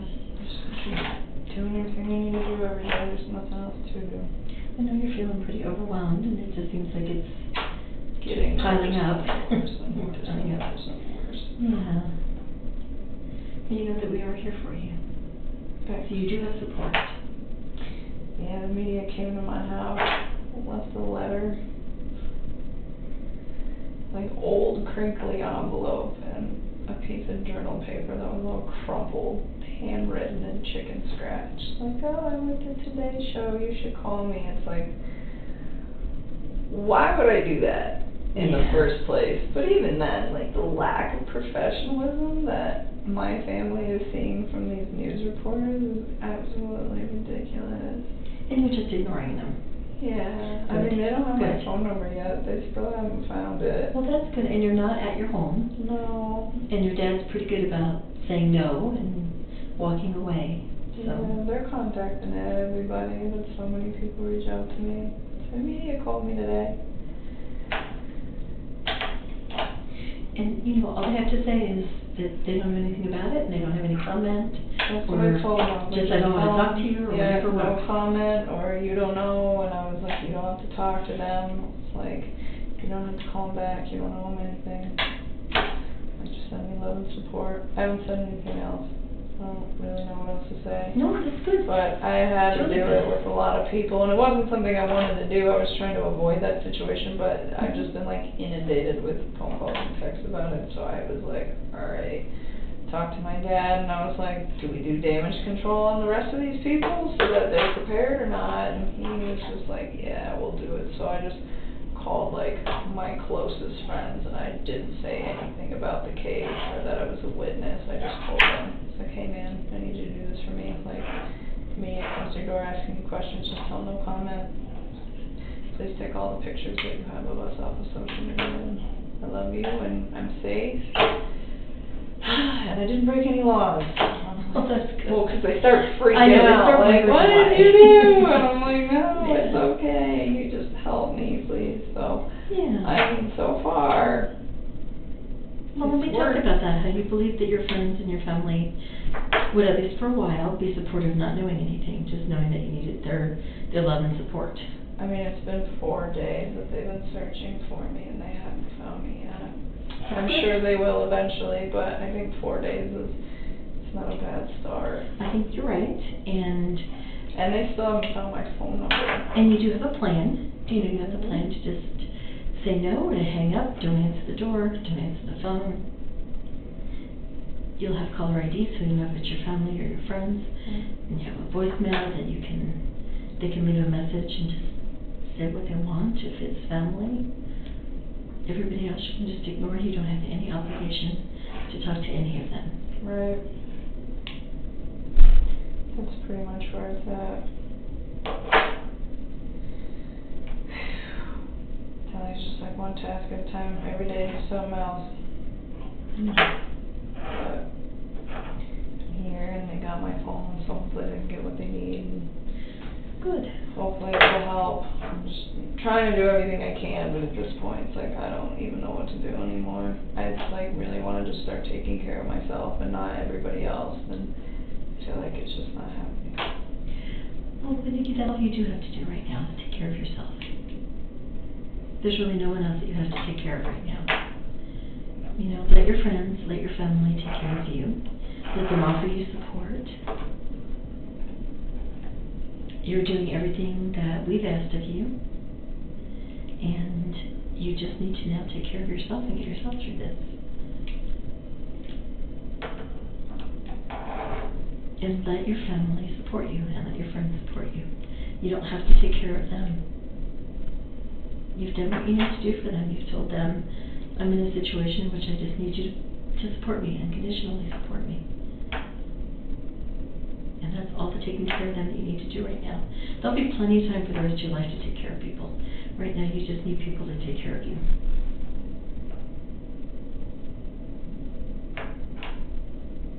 That'd be nice. I know I've asked you this before, but I'm going to ask you again.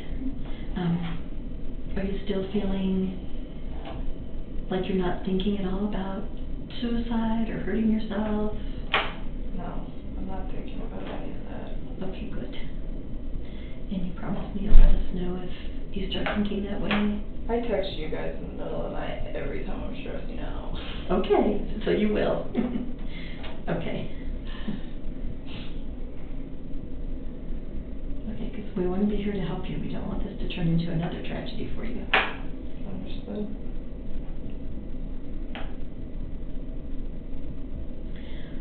Well, I didn't know what time you were coming in today, and I have another appointment that is coming in. So I'm going to do an agent go back to that too. That's okay. So that you're not sitting in here all by yourself? Okay. Because it's not a pleasant room to be hanging out in. No, not at all. This is awkward. They have my phone, his phone's ringing, I'll just sit here. But you don't even well, actually, I don't have to go and find out where he is. We're trying to get your phones to work, but you don't remember your Google account? I should, to be honest with you. It's like programmed into the two places I use it all the time, and so I don't have to remember. So the only way to transfer your contacts from that phone, from your iPhone to that phone, is with your Google account. I mean, if I need to, I know. We're gonna print we downloaded them so we have the file available. We can print it for you. Can you do that? That Yep. would be nice. But we can't move them because That's okay. your phone is essentially, you won't be able to download apps or anything like that without your Google account. Okay. So, but you do know it? Do it on my Google account? Yeah. No, if I did, then we wouldn't be in this. But you know, do you have it somewhere else? Yeah, I'm sure I could Okay. like reset it and figure it So out what at this point. when just I'm making not sure you here. have a phone that's going to be usable. Yeah, I mean, I can make incoming and outgoing Okay. calls at this point. That's all I really care about. So he's going to download the messages that uploaded when you redid your phone. So that's it shouldn't take too long. Yeah, there's not much on there. Yeah. It's pretty short. Should take just a few minutes and then we're done. They're all like, they're not even on the right date, some of them. It's really weird how they're time stamped. Okay. Like there's one on there on the 13th and I'm like, I'm pretty sure that was a conversation. Between you and Chris? Yeah, but it was like not that same day. The 13th was a Wednesday. Or the 12th. I don't know. All right. It's We'll not in look the at right them. spot. They're Okay. not in the right spot. Maybe the date on the phone's messed up. I don't know. I'll look at the phone and we'll see. Well, it's out of order. Like, unless I'm confused, but I'm pretty sure the last text on there between me and him was actually probably somewhere in the middle of the text. So when you say out of order, Like, it's saying, oh, hey, this happened on, like, Tuesday, but really, I'm like, I'm pretty sure that happened at a different point. okay. All right. It's So only about if one. it's critical, we'll talk about it. I don't think I need to look at the text first, though, before I know. Of course. Okay. Understood. You probably want to go. Yes, Because you have your next client coming in. Thank you for your time. I appreciate Oh, it. yeah, you're welcome, and I'll send you those therapists, and then, just get started and giving them a call and seeing who you think is going to be a good fit for you. So this we can have it ready so that when the comp says yes, you can get started right away. Thank you. And if you need any help making those calls, you start making them and realize you just can't do it on your own. Just call me, either Bobby Joe or I can just call with you and be there with you while you make those calls. Thanks. Okay. And if you want to, try to give the guy from CDLA a call and talk with him. I will definitely call him. That is on my priority list at this point. Not on the top of it. Yeah, no, I understand that. I understand. And I'm sure he'll say it depends on what your contract said. So if you have your contract with them where your dad can get to it, because it's probably at your house, if you can have it where your dad can get to it or something to get for you to send to him, that'd probably be really helpful. I have it. It's all remote. It's all electronic. Oh, okay, good. Everything. I don't have to go back to the house at all. Okay, good. Good. Okay. Thank you so much, Hazel. And call me or text me anytime, okay? I appreciate it. Okay. Thanks, Jason. All right. I'm going to see where he's at. What else? Anything else while we're here that you can think of or want to address or you remember? Sometimes I feel like I remember stuff, but it's like vague, Like I'm like, I don't know. And not everything's important, obviously. Yeah. I know I tried to get you to remember as much as I could because a lot of the stuff that you have told me over the last couple conversations is relative and it's important. And I appreciate you going back and looking at calendars and doing all that stuff. But stop thinking about this for a while. I think we've got everything. I don't think you can remember anything more. We've had a lot of conversations about this case. So just give yourself a break. Go have dinner with one of your friends and nobody knows who you are. Not yet. So even better to make that happen. Whoever you trust in, like Charlotte or whoever your other friends are, go have a normal night and not sit at your house and dwell on this. It might do you wonders, okay? Are they going to post anything if they don't find out anything? Because I'm just surprised they haven't About said what? anything yet. About me. I mean, it's been 4 days. You know And that it's they been- are dying to find out who you are. I know. They haven't even reached my inner circle yet. It's been 4 days. You got good friends. Yes, I do. So be thankful for that. And we've had this conversation. Is it, you know, you said you're thinking about going somewhere else? Go. I don't know when I'm going to do that. And can you guys help me with the name change? Can you like do that? I'm serious, please. So I can't do anything for you. That's a legal process. It's really not that difficult. There's just paperwork that needs to be filled out. I think your best bet would just be to call and maybe ask an attorney to help you with that, or seek advice from, I don't even know who you'd call, honestly, but people change their name all the time when they get married, so it's probably the county clerk, but it's gonna, I would think it would have to be at a state level to make a name change, but I don't know specifically how to do that. I don't. Does that like become public? Because that would defeat the purpose. I don't know. I know it can be done, I just don't know how to do it, and I wouldn't even know who to reach out. I mean, I could find out and let you know, but I don't know how to do it. You know, like the witness protection thing is very, very rare. I'm not expecting that. Yes. He's not going anywhere. He's not going to hurt you, all those things. So. No, I'm not expecting that. I don't even know. Like sometimes I'm like, I just want to do it now, and I'm like, why? Because if you go to another I state, feel like it would defeat the purpose. You know, a part of me, I keep getting really scared that it's going to be really hard to find good employment for like a really long time, like years and years and years of my life. I feel like people aren't going to want to hire me. If you go to another state, this is not headlines in that state. You realize that? I mean, yeah, I do. And if I do a background on you, you're a good employee. It doesn't come up that you dated Chris Watts and you're involved in this case. It doesn't work that way. So I wouldn't worry too much about that. But, I mean, I don't know. I just feel like this is just like one of those things that if it goes to court, it's going to be like huge. Well, I mean, it's national right now, but it's not like, you know, it's not the theater event that happened in Aurora 7 years ago, right? That everybody in the world knew about. It's not that. So certainly for you, you're under the microscope and you're feeling it, and nothing anybody can say can change that for you. So I get it, but I think you need to just step back for a minute, take a breath, figure out what you're going to do. Obviously, you have some very serious decisions to make over the next, couple of months.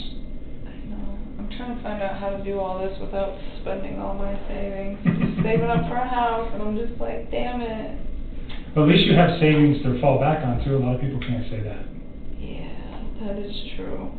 Well, since they fired me, hopefully I can get unemployment for a little while so I can, get my mind right and go to therapy and then go back to work at that point, because I am not ready. So... Going back to work might be a good thing for you, though, then you don't sit and think about this every day. I know, I agree with that, but finding a job is the big task. That's why I told her, she's like, why don't you reach out to some of your friends, about a job. It's like, well... They don't know what's going on. No, they don't now, but what I don't want is somebody to give me a reference and then they find out what's going on. I think that's really disrespectful. I think you reach out specifically to an employer, not a person. I don't know anything about the oil industry, but other companies like who you work for. I have this skill and I'd like to come to work for you. I was thinking about it. I was thinking about reaching out to some old employers. I've always been a really good employee to those people. Everybody when I leave is pretty disappointed. This is the first time I've ever been terminated from a job. So. Sometimes that can be tough to get over too. It's hard. This was like the dream job. I feel awful about all of this. Like, I wanted that for so long to get out of the oil field. I was so tired of living on oil rigs. It's such a rough life. It's like I just want to be in the office and work in environmental for an oil company, and I finally got it, and all this happened. Well, you have that skill set now, so maybe you can move back into that. I hope so. We will see. I forgot what else was going to ask. Are you guys... Am I in trouble because I deleted his text? You're not in trouble. I didn't know what was going on at that point. So, I know does that cause question? Of course it does. There is, but is it criminal? No. Is there concern that you're hiding something? Potentially. That's why I want them, or I wouldn't be asking for them. I know. And I'm trying to give you guys you've that. been upfront with me about everything. I don't have a concern that you know you ever told Chris, I don't want you, you know, go kill your wife, or get rid of your kids, or I don't want to date you if you have kids. None of those things ever came out of your mouth. We've talked about that. Yeah. So, but until those text messages that are deleted are there, you know, and all that, it's just speculation. But it's kind of like, why did you do that? And I get your excuse. I understand what you're saying, that on Tuesday you realized who this man was and what he had done. You didn't want him to be part of your life anymore, so you got rid of it. I didn't even want to see it in my phone. It was like freaking me out because I remember I had like deleted them, and then he sent me another text, and then I deleted that one too. Right. Because I was like, I don't want to deal with this. By the way, when you're looking through those texts, look for his ABC phone for that one conversation we had where he screenshotted me what he did on Monday. You remember that? Mm-hmm. Yeah. And you said that's his Anadarko phone. Uh-huh. Okay. And that should be the only, like, recent, like, there's probably stuff if you guys are able to pull up from way, way back that we talked, but nothing. The thing we talked about was him proving that he went to the oil field. That he went to work. That he went to work that morning at whatever site he was supposed to go to to check on the so that'll be in there. release. Okay. Yep. All right, and then, I don't know, am I allowed to, like, address my friends and tell them, please no comment to the media? I mean, I haven't been telling them anything else. I would not talk with anybody about any of this case. Except, I mean, I know you need to talk to a therapist, and you need to talk, I'm sure you're talking to your dad. To some extent, I probably mean, your closest person. when he's not in here for this, I don't tell him about this. I tell him I'm coming down here, but he doesn't need to know anymore. He's so stressed. You're an adult. You made some decisions that caught you in a bad situation. But there's nothing wrong with you talking to somebody. I just wouldn't go into details. No, I haven't even been telling people I'm a witness for anything. Certainly your best friend, I mean, if I was you, I'd be confiding in my best friend, like, hey, this is what's happening in my life and I need help. Is there anything wrong with that? No. I mean, that's about as far as confiding has gone, was me telling her about some guy that I was hanging out with, but that was like way before any of this.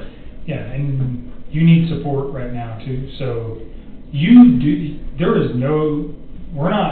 not in trouble, there's no charges against you, you're simply a I witness. just don't want to like get in trouble for like talking to like my dad or like about asking a friend for help. Well, I mean like what my dad already knows, you know what I'm saying? There's nothing to get in trouble for. Okay, I don't know how that works. That's what I'm asking. I'm like, I don't want, there's just one more thing I don't need on my plate because I just, oh my God. You're not in trouble. And talking to your friends and family about what's going on isn't going to get you in trouble.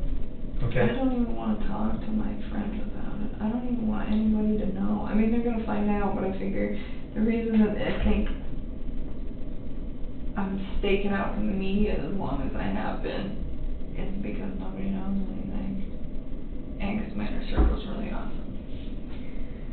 Maybe. I don't know. They haven't even. Or they just, because you're not on social media?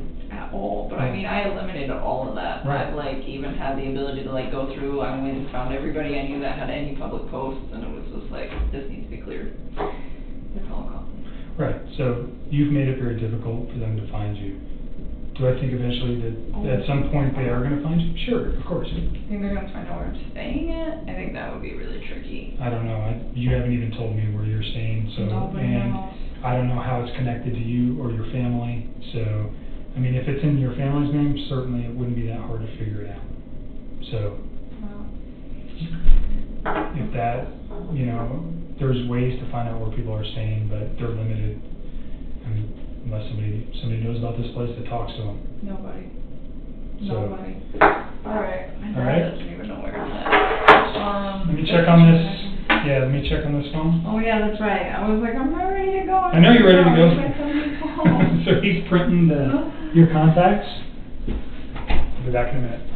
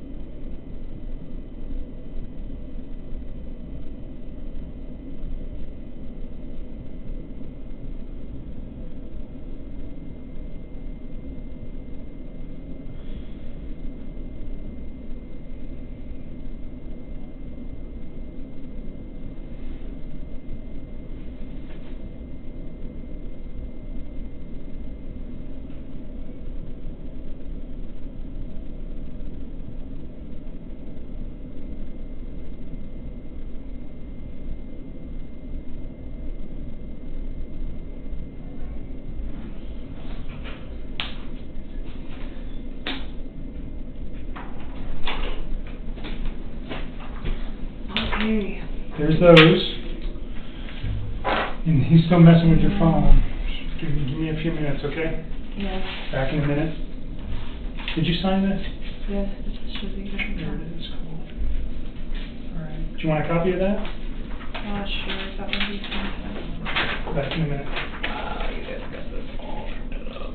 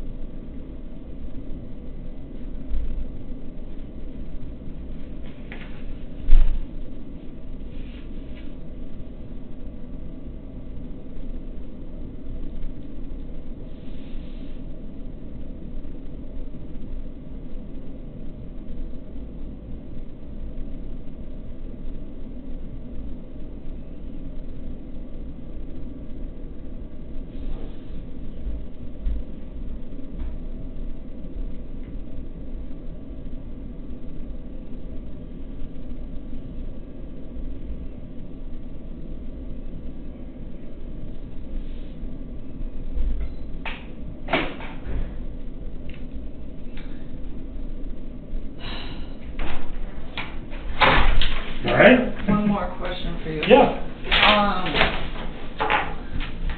have jury duty on September 17th.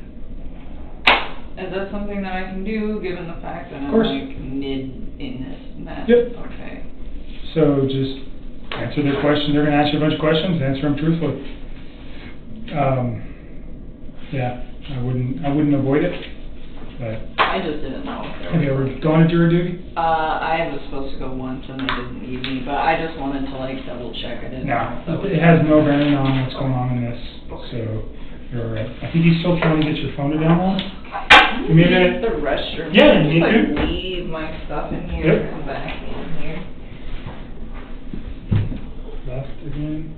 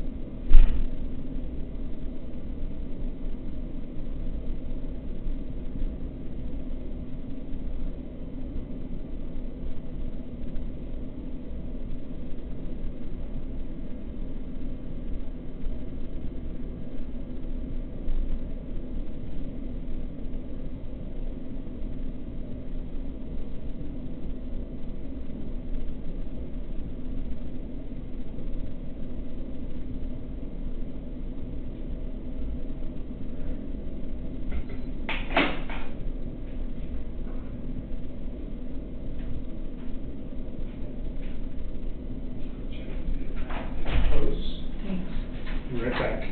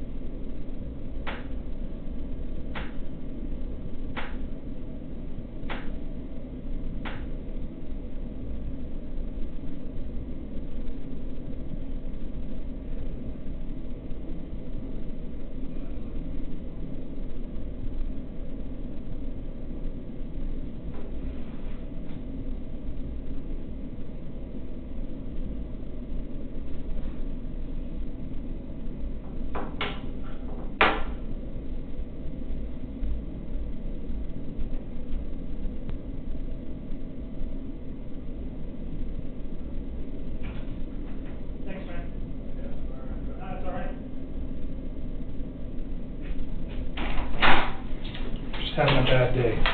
Okay, will you show me the messages that downloaded?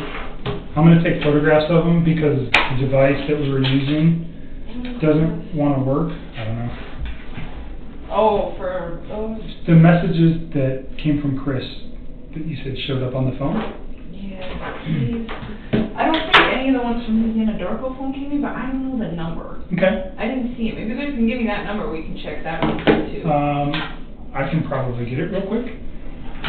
Show me the ones that you think came from him, though. Is a 9. Show you. Yeah, I know he's a and 910. Just give me a sec. Boom, right there. So I am going to take photographs of these in lieu of downloading it with Well, this. we can just screenshot them and send them to Well, you. but there's no way to do that. No, I mean because screenshot right here. This isn't hooked up to Wi-Fi or anything, is it? No, but I'm saying it. Oh, I see what you're saying. It'll come in clearer, or you can watch me do it. Is what I'm saying. What Yeah, if I and then you wanna- screenshot them and then text them to you right now? Yeah, or you can email them to me. I'll just send them to you right now while we're here. Okay, that's fine. Okay. You know what's scary? I read this one. This is back in June 27th. This is like when we first started talking. And look at him. Loyal, truthful, dedicated, doesn't play games. It just makes me so sad to read this and think like. So are these some of the ones that you deleted? I deleted everything that he sent me. But these are just old. Like, look how old. And was there any from those dates? Yes. So look, like these 6/27, 6/29, and these are old, and then they seem to be. See, and then we're missing the 2nd and the 3rd, and then there's the 4th. Okay, so there's a lot of messages. Kind of, that but make then that- then there's no 5th, 6th, 7th, or 8th, and then there's the 9th, but it's only one text, and then the 17th, one text. And you guys text how many times a day? All the time. I bet you guys have hundreds of messages that Okay. you need to recover. But yes, so here's the 11th. But look, there's only one from the 11th. Can I just see what he said Yeah, in those yeah, days? yeah. And then the only text I think might be out of order, is the one at the very end.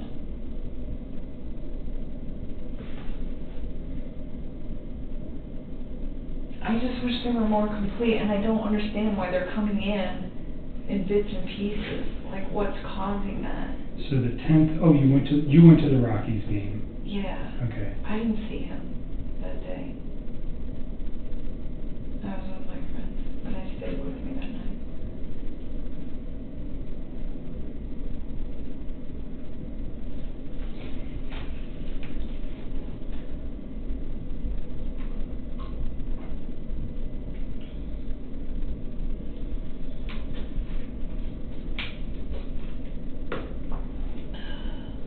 Okay, so this one's on Sunday night. Yeah, that's At right. 4:07 p.m. What's he talking about? Pounding fruit? Is that you or him? That's him. Talking. Oh, so he was talking about that birthday party he was going to go to.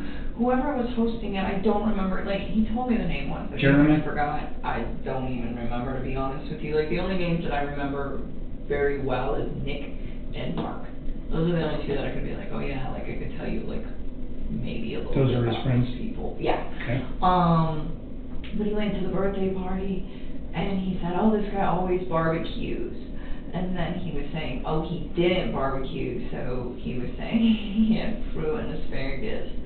Yeah, didn't do any smoked barbecue this time. He did hot dogs, so he was saying he avoided that. He was like trying to eat healthy. So this is the final one. This is the one, I don't know if this is in order. I'm not sure exactly what this is referring to. I think this one at the bottom, this, oh my god, that's absolutely ridiculous. They would freak out.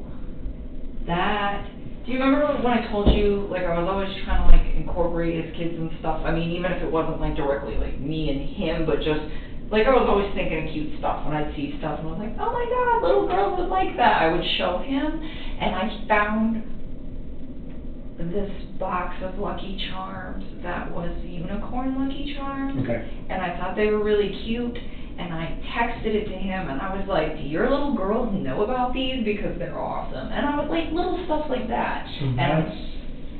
I don't think that that's the 13th, because I don't think I talked to him that day. What day was the 13th? I can't remember. Monday, Was it Monday? I think. I gotta look, because I can't. I think it will, no, well then maybe these are in order. Monday was the day I think that I sent that text. Yes, that's Monday morning at 2:44 p.m.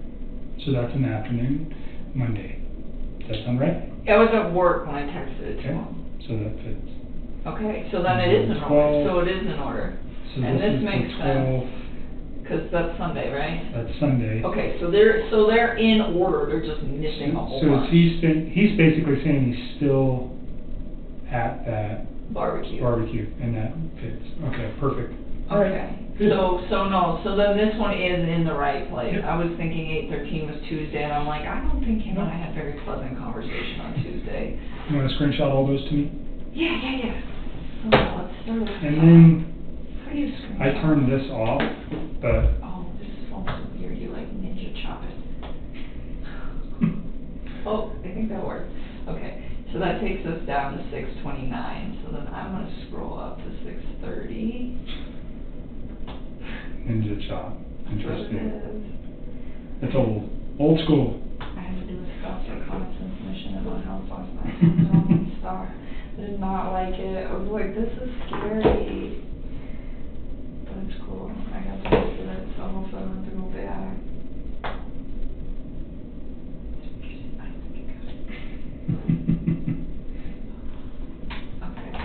So while you're doing that, let me ask you about the text with you and Charlotte.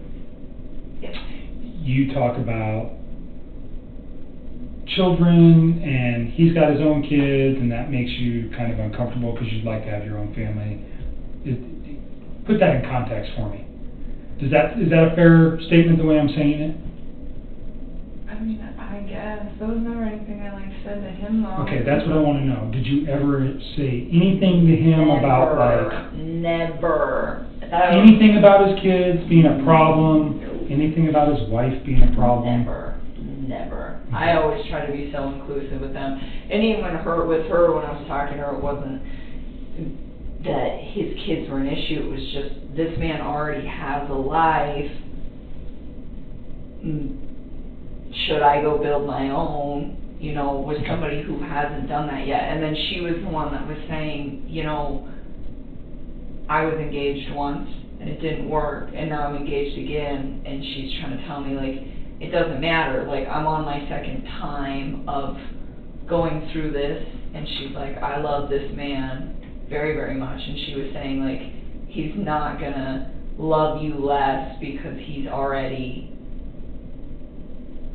been through marriage once and been separated and already had kids. He's not gonna. Those references were never made to him though about children. Never. So Charlotte, that's who you were talking with. Yes. Did you one time tell me Charlotte's a lesbian?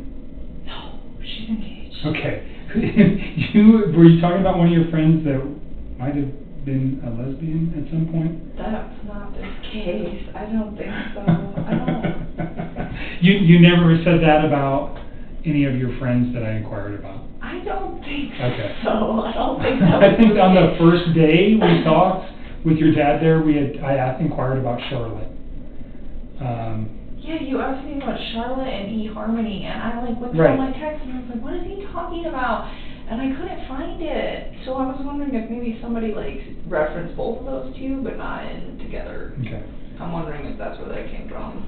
So Charlotte is your friend, she's your closest friend. Yeah. You guys have this conversation, but it never went anywhere besides her and you. Yeah, You never mentioned it to Chris. You never said anything about your kids, or his kids, pardon me, damaging your guys' relationship. No. Or nothing like that. Never. And I mean, and even in that, it wasn't I never said his kids were a problem. It was just he already has a life. I don't know about that. So in light of what's occurred though, what I'm trying to make sure is that there was never a conversation that you guys had that he might have thought that you were saying, I can't be with you if you have kids. I wouldn't be with him if I couldn't. Okay.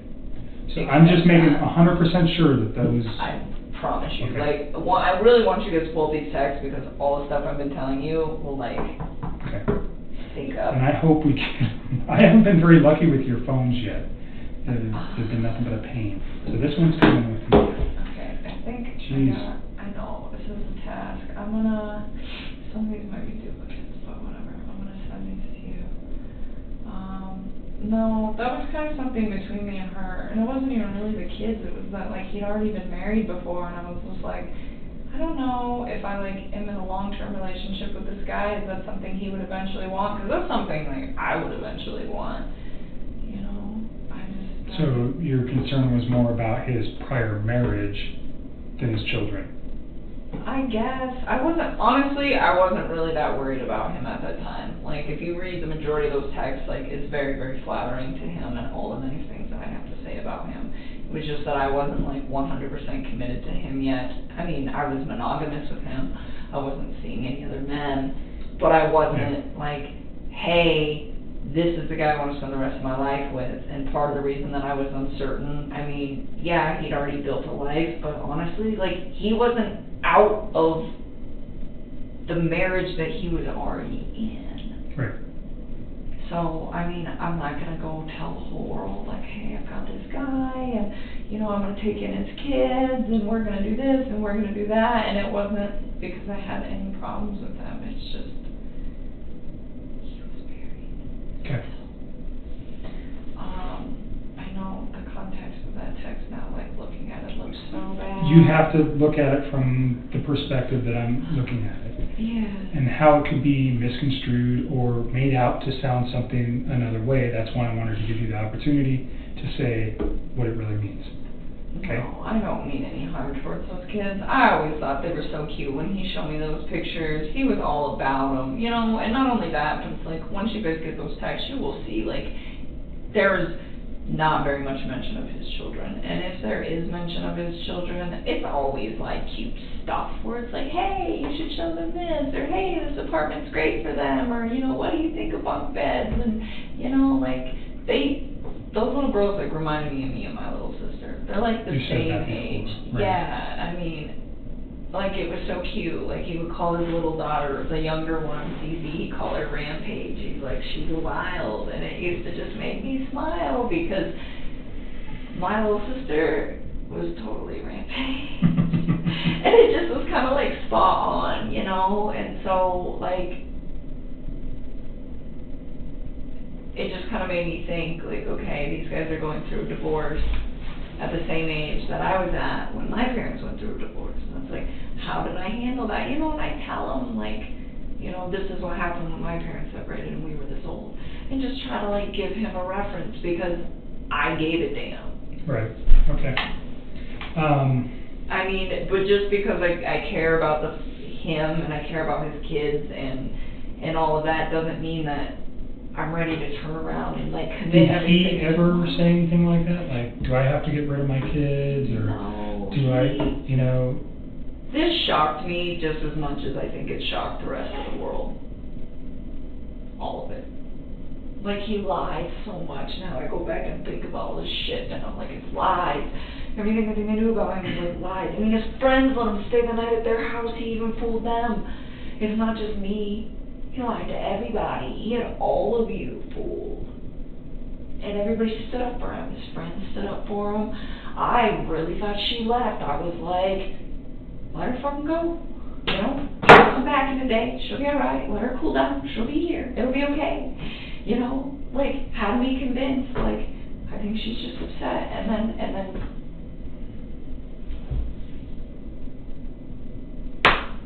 never would I guess.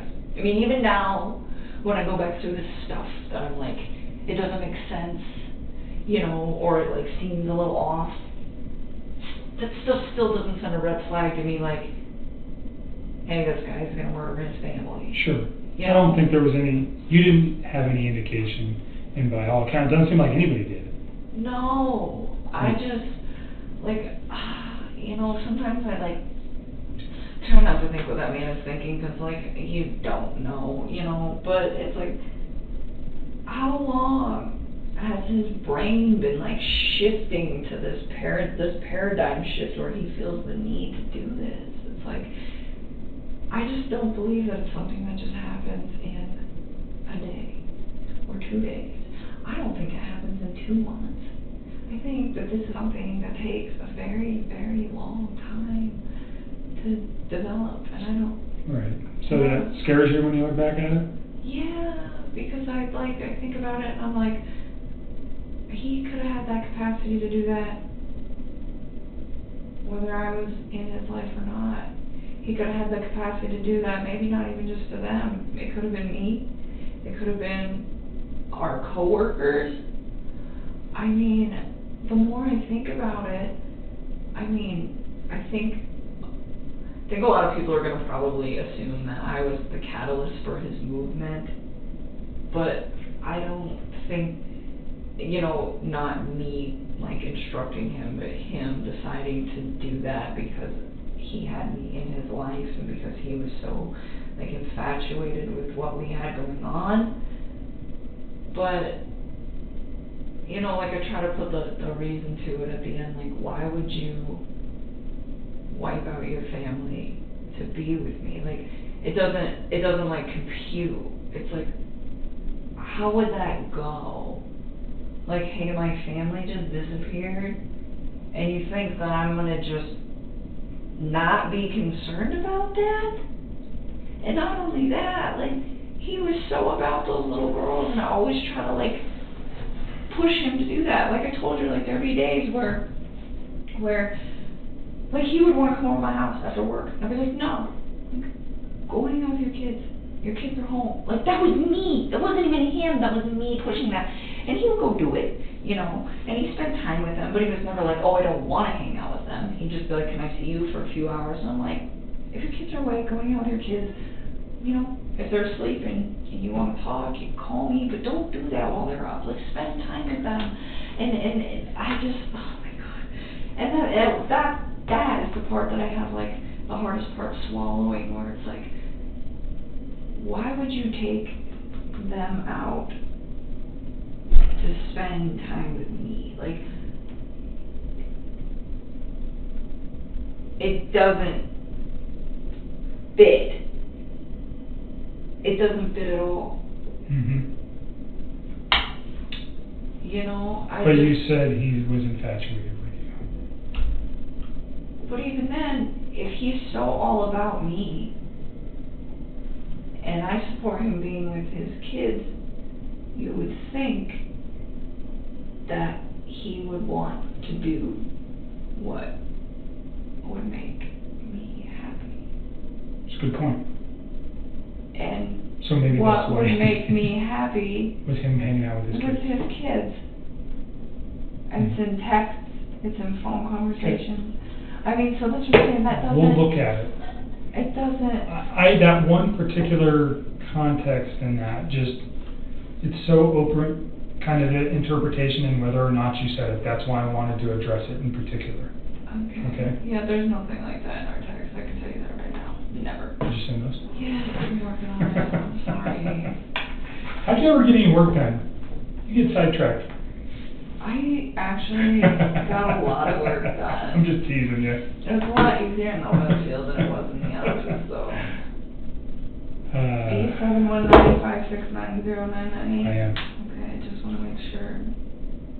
Yeah, don't send those to anybody else, please. Let's see how many I can do at a time. Screenshots. Probably send them all.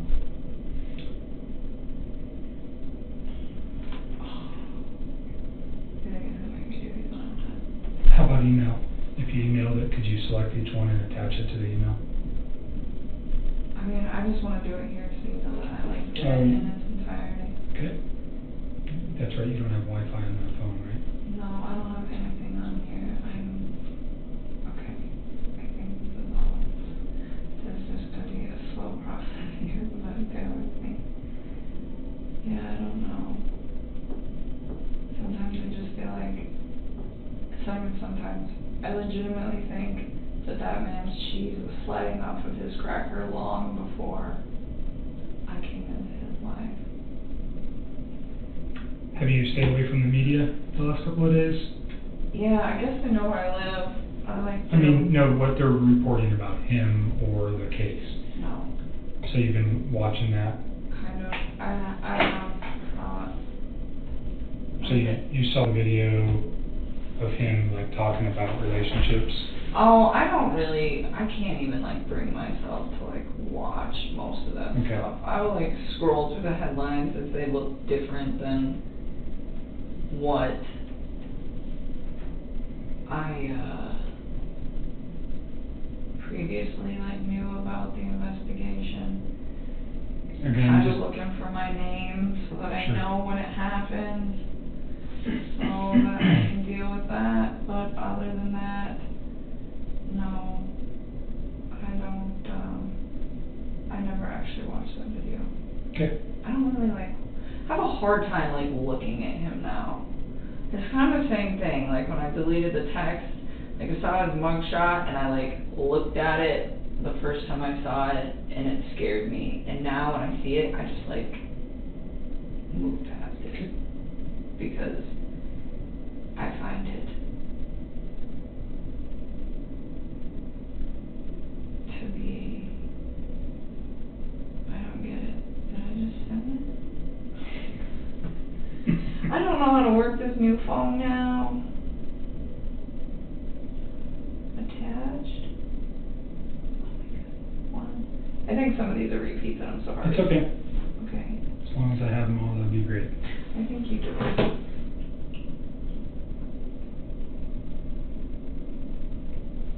You look like you've been drinking way too much coffee. Because I'm shaky? Yeah. Oh, I think it's the sleep loss. 8:12. They're coming.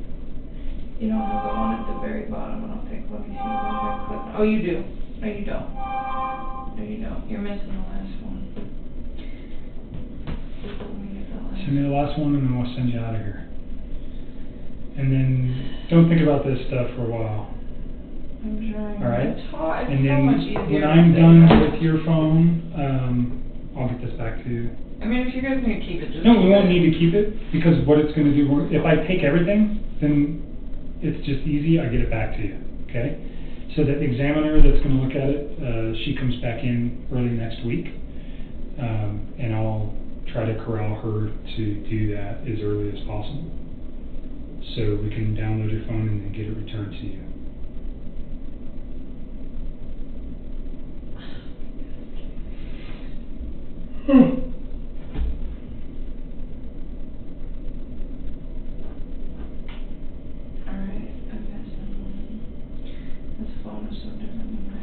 It's totally different than an iPhone, I know that. It's just been a long time. It's been years and years since you actually had this phone. So, let me go see if I can find his Endarco number real quick too. I'll be right back. And then I can do that on here. Totally forgot about that. Right back.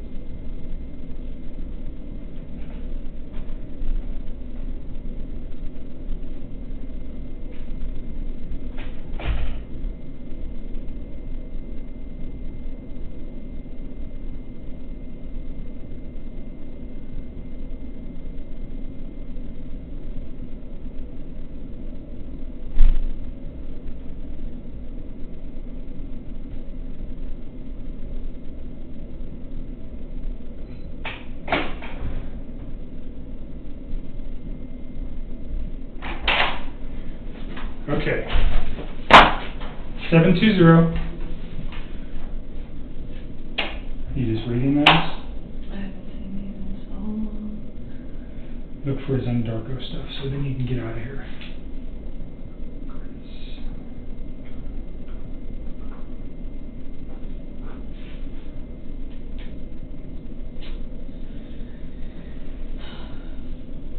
What is it? Can you read my handwriting? 390. Let's start at the top. I just resent you all of those. It's fine. 720. So that would have been on the 12th or the 13th. What day was Monday? 11th was Saturday. So the 13th would have been Monday. Okay, so it would have been on the 13th. That was the day that I met. I don't see it. I see one of my contractors. I see him.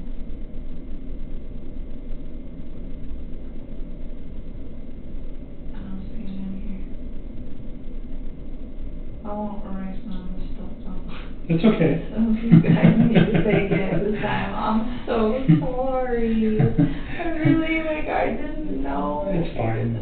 Don't beat up yourself about it. We've already been through this 10 times. It is what it is. Is there any older ones potentially from his Andarko phone? That's a possibility. Is there a way to search those? I don't Can you know. go I here? don't know. And Maybe. What about this side? There's like another tab. I haven't used this phone in years. Search. Search. Cool. Yay. 720. It's gonna be like that to everybody. Nope. Okay. None on your phone. Okay. I tried. How about in your call log? That was text messages. In your call log, did you ever converse with him on that phone? I mean, this phone's pretty old. I don't think Oh, but the call log it's came downloading over. all sorts of stuff. How about you look at your call log and just see? Let's see if it's down. No. 11/02/2016. Okay. And then all of these are all 2016. So it didn't update the call log. All it did was today once I got the phone. Okay. Is that a Samsung Galaxy S5? Yeah, I just thought it was so weird. All those messages started showing up, and I was like, please have all of them. That would be so. Would have been really nice. Wouldn't it? I could have just given you guys It would this have one made and my I life would way go drive too it easy. today. All right. You ready to get out of here? Yes. I am. All right. Take your stuff. I will call you. Probably won't be next week. I'm going to be busy all next week. I'll be going. So I'll call you the week after about when your phone's done, and I'll get that back to you. And then at that time, if there's anything new, we can talk about it then. You think he's going to take this all the way to trial? I do. Right now. Have they gotten the discoveries yet? No. They have some stuff. Do you think that's going to change when I get those? Do they know that I'm like one of your witnesses? Yeah. I mean, they have to know. Do they know what you said yet? No.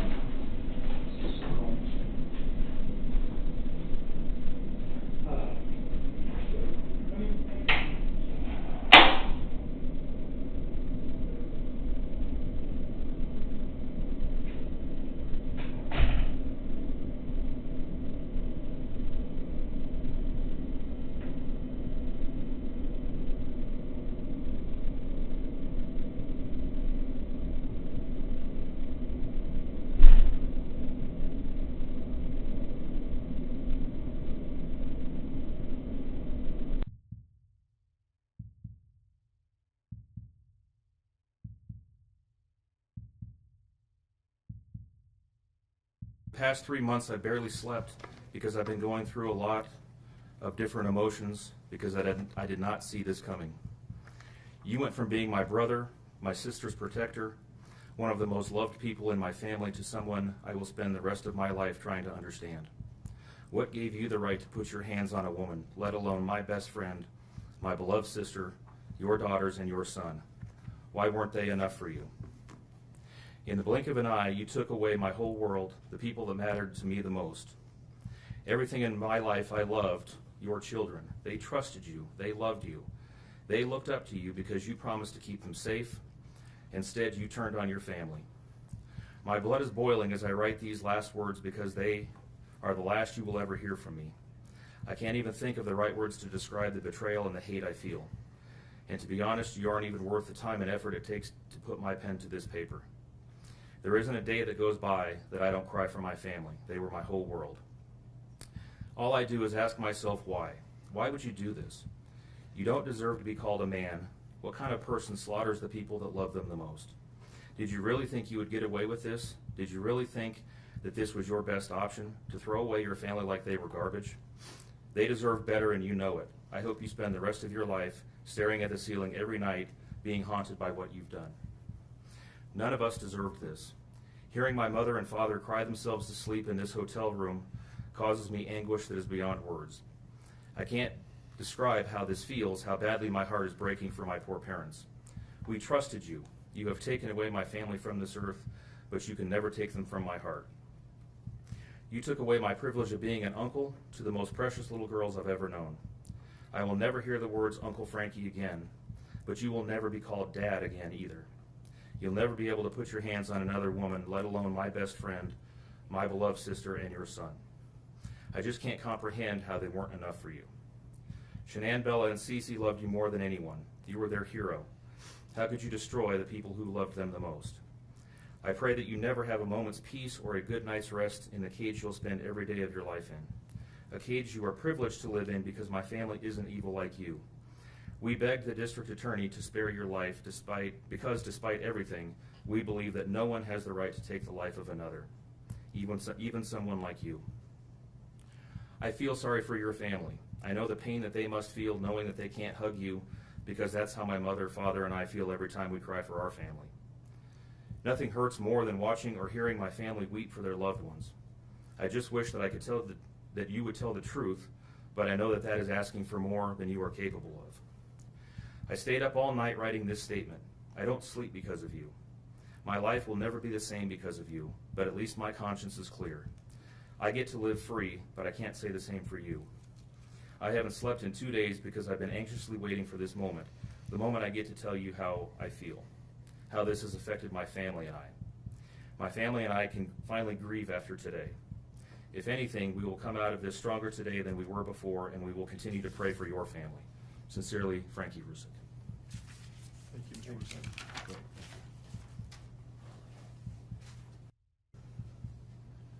I wanted to say thank you for this moment. I want to take a moment to thank everyone who has prayed for our beloved family, who has sent gifts, cards to us from all over the world. I know God will put the evil people where they need to be. I also want to take the time to thank the town of Frederick, Greeley, FBI, the DA's office, the CBI, for exceptional work. We thank Nicole Atkinson, Shannon's neighbor, Nathan, and his family. To me, they're our heroes. They really are. God bless. God makes no mistakes on who he puts in your life. Marriage is about love, trust, and friendship and unity. We marry for sickness and health, to death do us part. Our daughter Shannon loved you with all of her heart. Your children loved you to the moon and back. Shannon's family was her world. Shannon put a crown on your head. But unfortunately, the day that you took their life, God removed that crown. We loved you like a son. We trusted you. Your faithful wife trusted you. Your children adored you, and they also trusted you.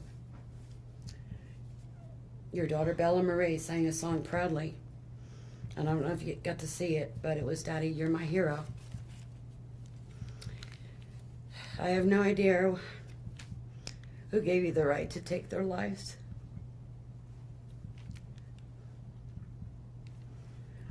But I know God and his mighty angels were there at that moment to bring them home to paradise. God gives us free will. So not only did you take the family of 4, your